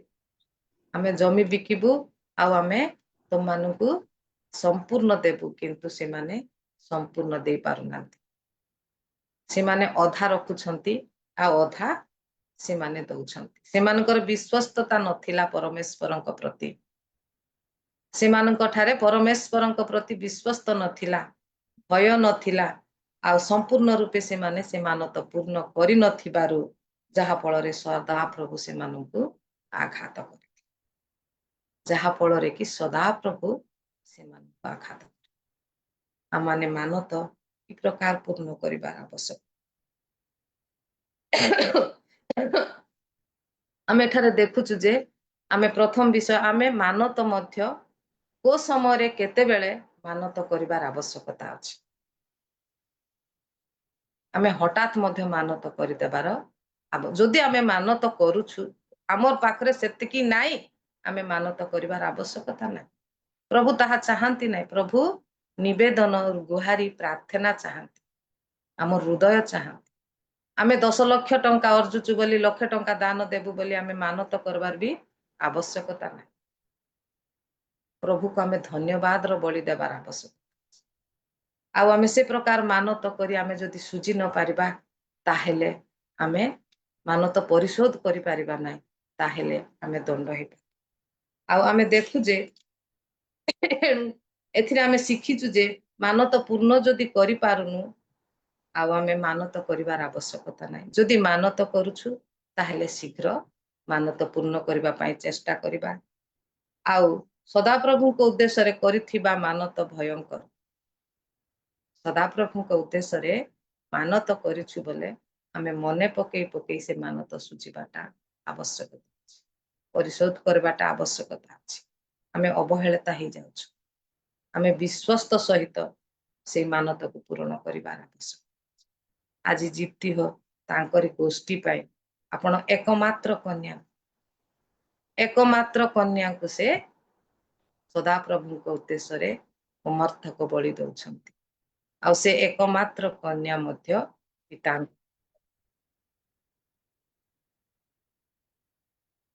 से प्रकार आम माने मध्य प्रभुଙ୍କ ठारे विश्वस्त सहित आम मानकर एही हृदय को परमेश्वरଙ୍କ ठारे उत्सर्ग करिबा आवश्यकता अछि आ पवित्र भाबरे ताकरी सेवा करिबा आवश्यकता अछि प्रभु अल्प वाक्य रे आशीर्वाद करंतु कहू को भूल थिले क्षमा करिबे